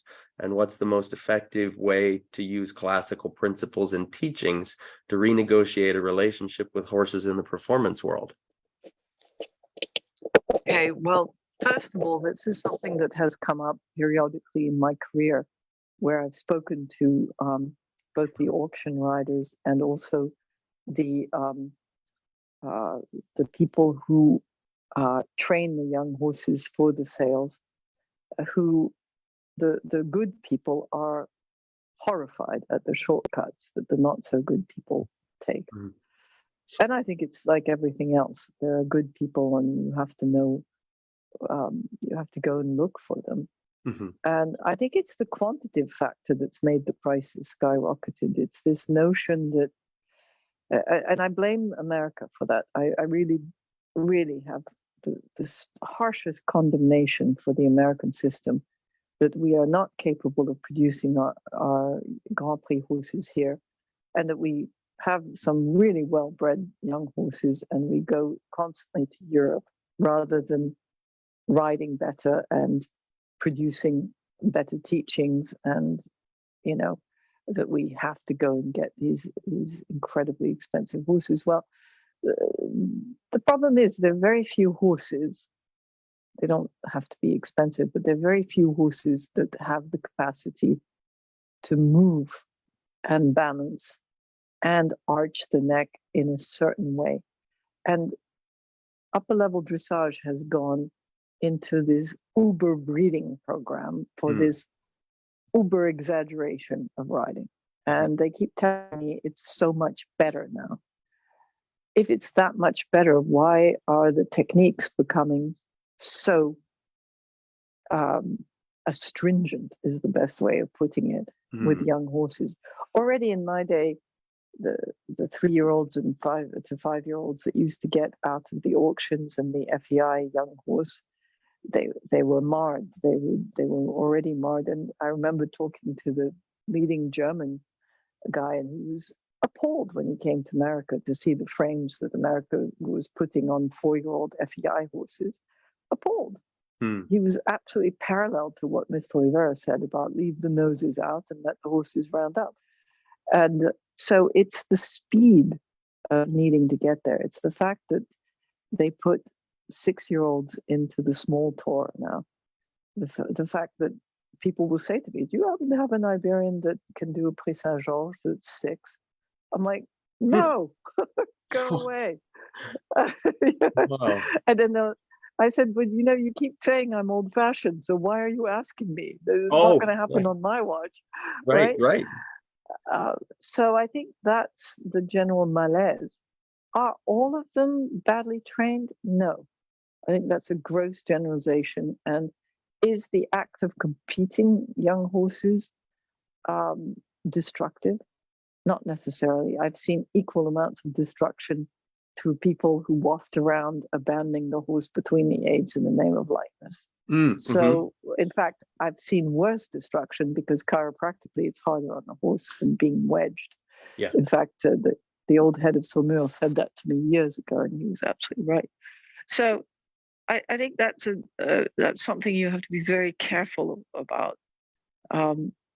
Basically, nobody gets up in the morning saying, "Oh, I hope I'm going to wreck this horse by jamming its neck and overriding it."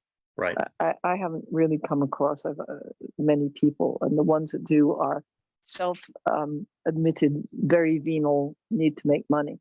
But it's the American system that then says, let's waste it, and then it's a filter down system, which is even scarier. That say you bought the schoolmaster that brings your uneducated child up to Grand Prix, which that makes my hair cringe in many levels. And then the child grows out of it. It's not fancy enough. You send it down to the person who wants to ride it Saint-Georges, who's middle-aged or stiff or whatever. And then that person retires it by giving it to a young rider that's going to rape it out of a test. And the test is going to come first. That's scandalous.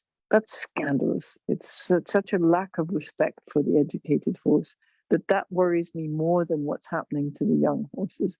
Young horses have a capacity to recover because they're in a state of panic usually when they're ridden like that. They're in a state of panic. They're gesticulating movements. They're under spotlights. There's speakers they're not really prepared for and someone that's overriding them. And they're just like, noise. Yeah. You can recover them fairly well by putting them in a quiet place and saying, okay, that was a big mistake. Let's start with lesson number 1 and go from there. I think they recover better than I think we give them credit for. Physically, it's harder because they've had bad extended trots and flying changes ripped out of them before they've even learned to bend through to the leg. And so automatically they've become locked behind in the pole. Their SI joint has become locked. And so, there's a lot of techniques to undo that. And wouldn't it be nice if we didn't have to do that with these spectacular horses? And they are spectacular, undeniable. But they're spectacularly unrideable. And I just had this conversation not so long ago with a top breeder. And I'm like, the rideability factor has gone down. They're not, and the talent of the riders is about showing off the horse. It's not about helping the horse bend and stay under control. And the breeder was the first one to say, yes. And in the 80s, the old Trakehner breeder, who's the best breeder of Trakehner, said the same thing to me back then, and he was 82. So I don't think that's changed. I think it's just that the money has become outrageously huge, and that rarefied stratosphere has actually become thinner. There isn't as much money as we think at the highest echelon of international competition. And so it's very much a dog eat dog. And the national level is what's worrisome because the trainers grandstanded in America against doing rider tests. That at every level you'd have to be judged on your riding and not on the horse's capacity or training. And it was the American trainers that went to the powers that be and said, if you put that, we'll boycott every show because it cuts into our replacement costs, meaning the money they make when they replace the horse that has been emptied. Oh. And I find that repulsive, that there is a repulsive waste of horse. And it's like tossing away your, endless plastic. It's the same carelessness towards the planet, carelessness towards a resource. And I say that putting myself in the show person's mentality, that it's a resource to do X show at X level, right? So this isn't me talking, it's me trying to be in their world. Right. If you distance yourself against the emotions of the horse, you don't recognize the panic. Most of those riders on the young horses don't recognize that state of, this is just too much at me. And so that's a level of education that has to come back. Can classical dressage bring that back? I think we dropped the ball. I think we didn't replace our gene pool of riders fast enough, and we didn't really honor the teachers enough. The academies went through the same thing as the show riders. They wanted to be the head rider, the person, the name that could out piaf everybody else, that could outdo someone. And so that level of knowledge, I don't think is available. And if it is, I think it's better served making a dent in teachers that can then bring on the next Nuno Oliveira.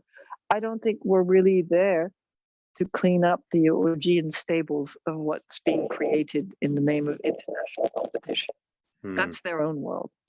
I've told them several times on both sides of the Atlantic, they need to make a division. They need to make a compulsory classical form division, and then they need to make a free-fall entertainment where you can do whatever you want with your training technique and crazy legs here and saddle seat hands and whatever you want. And because it's not going to last. It's piling up. The horses cannot manage and the riders cannot manage anymore. It's become an extreme sport. And does that worry me? It used to, and I tried to say my piece, and I was told that I was naive, that I was old-fashioned, that all this, and so I made a noise like a hoop and I rolled away. But I don't think you can put classical form in that world right now. They don't want it. They don't want it. Right. And that's not a battle that's even like a windmill to tilt at. That's just that's a war zone. I did a podcast several years ago now, and I don't recall exactly who I was interviewing at the moment, but I remember she made a comment, something to the tune of, "But that's not my dressage," as if talking about there just being that's just a complete division that's not the same thing. Well, and I think the old stylists, particularly the old German stylists, are just flabbergasted at where it's gone. They lost control of the situation the minute that they didn't come out on the rollker and the non-rollker. I mean, Philippe Cal and I had a conversation about that. And both sides of the Atlantic, we really spoke out. And the denial is unbelievable, and the cover-up for each other is unbelievable. But the minute, to me, there's 1,001 different flexions that are less painful for the horse and more beneficial long-term in correct form. So, and 3 times I asked the people who invented it to justify it chiropractically, and they ducked 3 times. So I don't have much respect for that. If you can't dialogue, and Philippe said the same thing. He argued them around in circles, and then they stopped inviting him to the conferences. And it's a compliment when that world puts you aside. Yeah, right. Yeah. Right. I like Do you think being that too that comes controversial. from the lack of rideability that you were mentioning with the horses, the way that they're being bred to be so extravagant, but they're less You mean rideable? the roller comes Hmm. from that? Yeah. Oh, of Yeah. course, Yeah. absolutely. And it's the fact that they don't bother to break in the young horses to get back the horses to the leg first. They don't tame the horse to the leg and supple it, Yeah. and that's where collection comes from. Yeah. Collection. Oliveira said to me years ago, a good rider has naturally good hands. A great trainer has an educated leg, Mm. and it's true. And Mm. so this flapping leg or the leg coming off and boxing, Mm. those are all worse to me than the roll curve. And the non-roll curve where they keep the pull and they pull the nose halfway to the neck, and the nuchal ligaments right Mhm. to the attach of the long back muscle become flat. And so when you change the bend, the mane pops. Yep. And I'm told the judges will sort of not go past the 6 now when they see it, the good judges, because they've Oh, recognized the problem. yeah. But nobody's coming out and saying, don't do that. So I think that was the problem with the fact that nobody said, just don't do the roll curve. Yeah. Just don't do it. Then they said okay to having it in the FEI competitions in the warm up. That's when the pollution set in completely for me. Mm.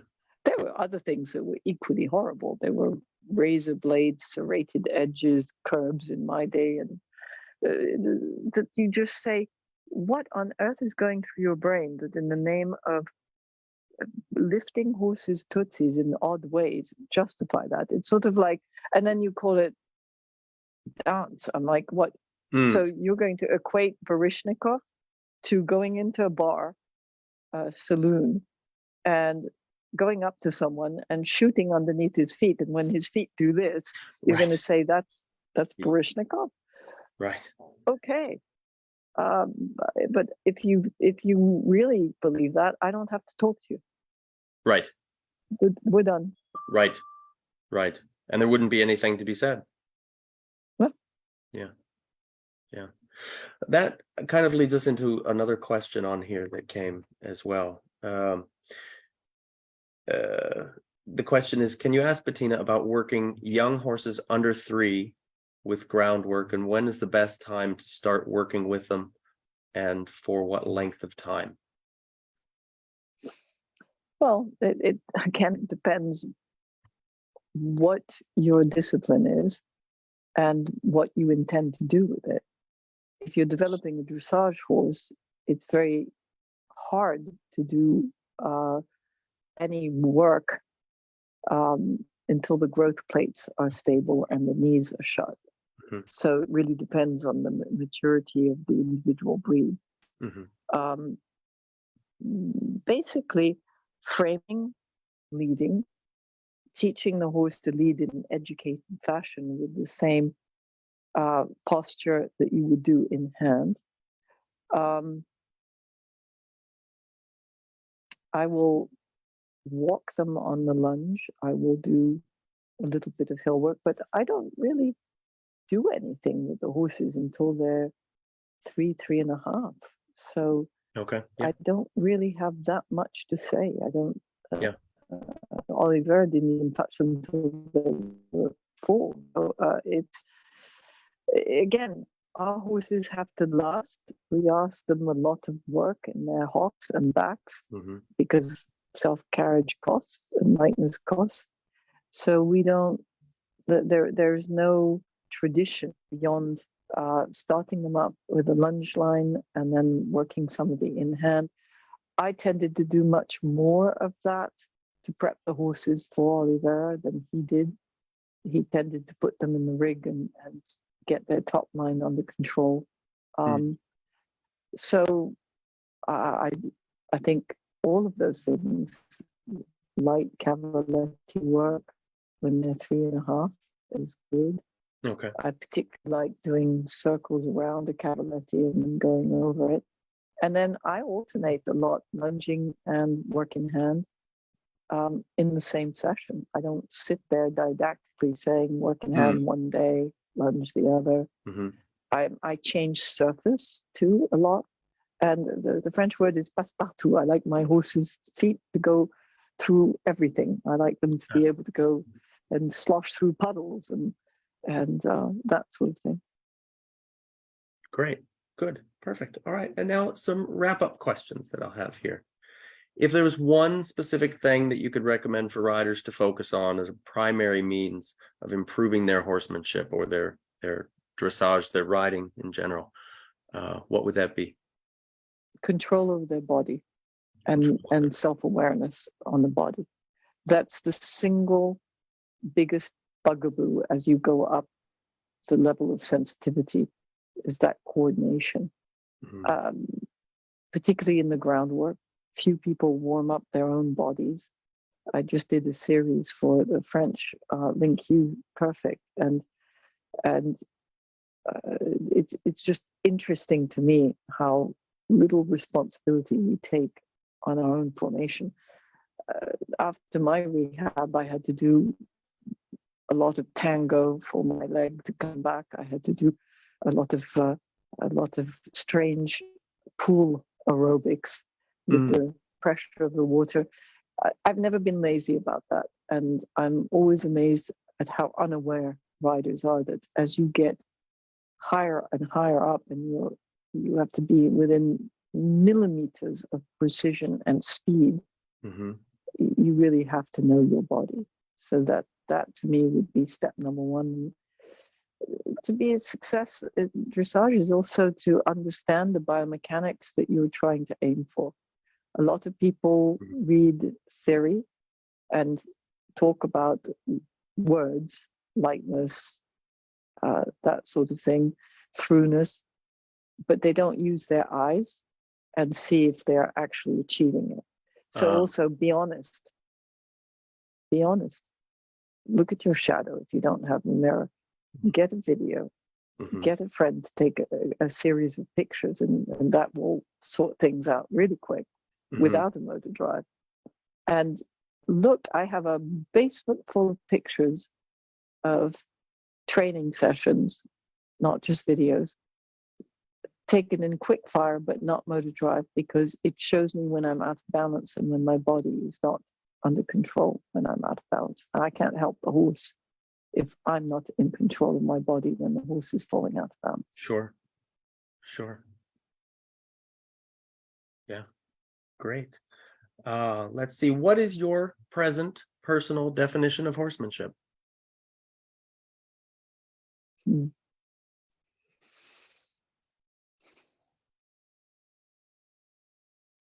Awareness of both your knowledge and your lack of knowledge as you look at the horse you're most familiar with.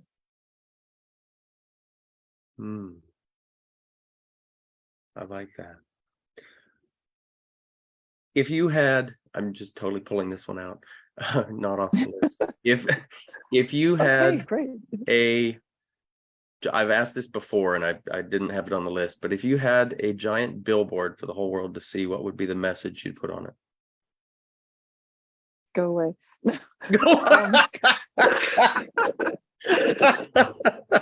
I assume you're talking about related to horses.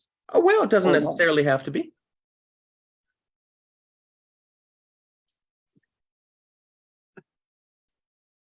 I was almost expecting an immediate, like, live long and prosper or something.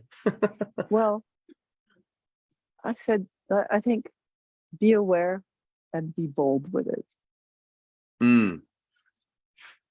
I love that.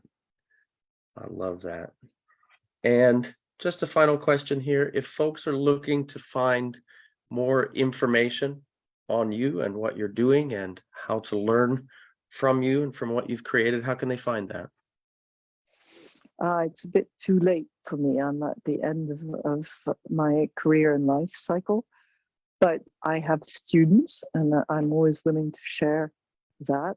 And I do still virtuals, and maybe I'll go back to a clinic here and there, but it's mostly because of my situation, it's mostly going to have to wait and see.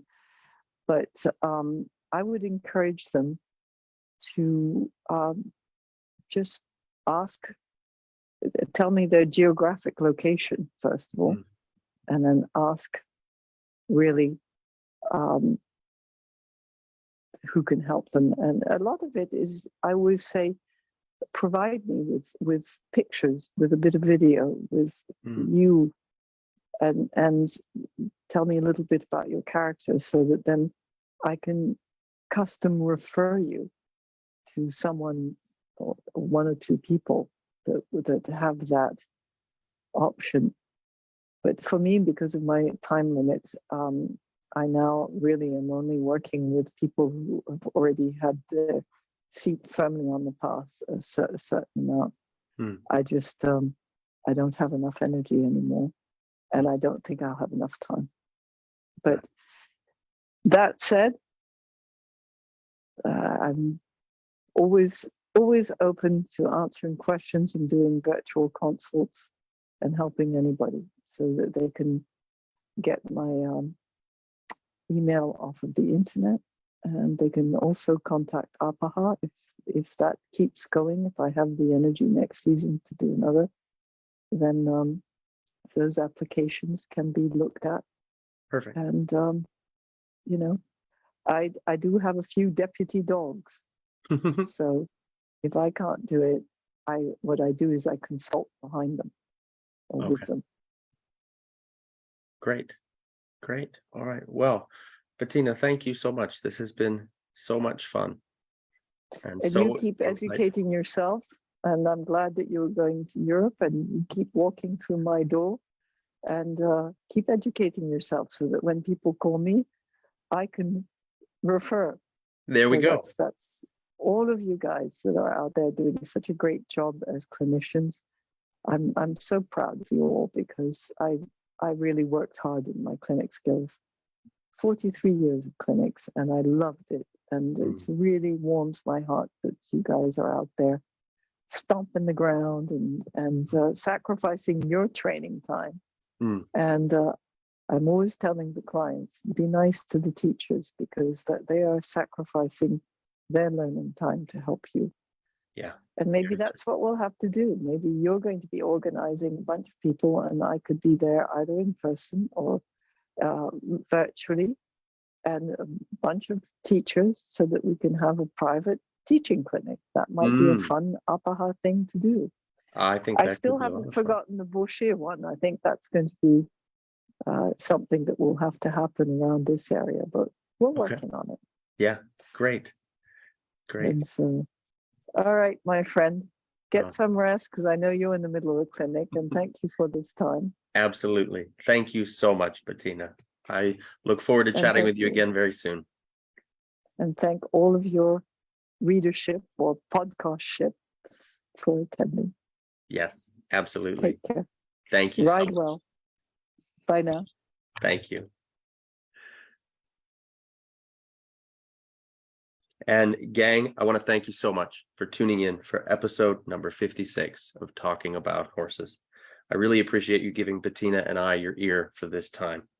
Please remember that if you've missed any of this, you can access the full broadcast again through Facebook, YouTube, or by streaming from iTunes. Through whatever platform you're listening, please be sure to give us a rating, a comment, a review, and a share. Thank you so much, gang.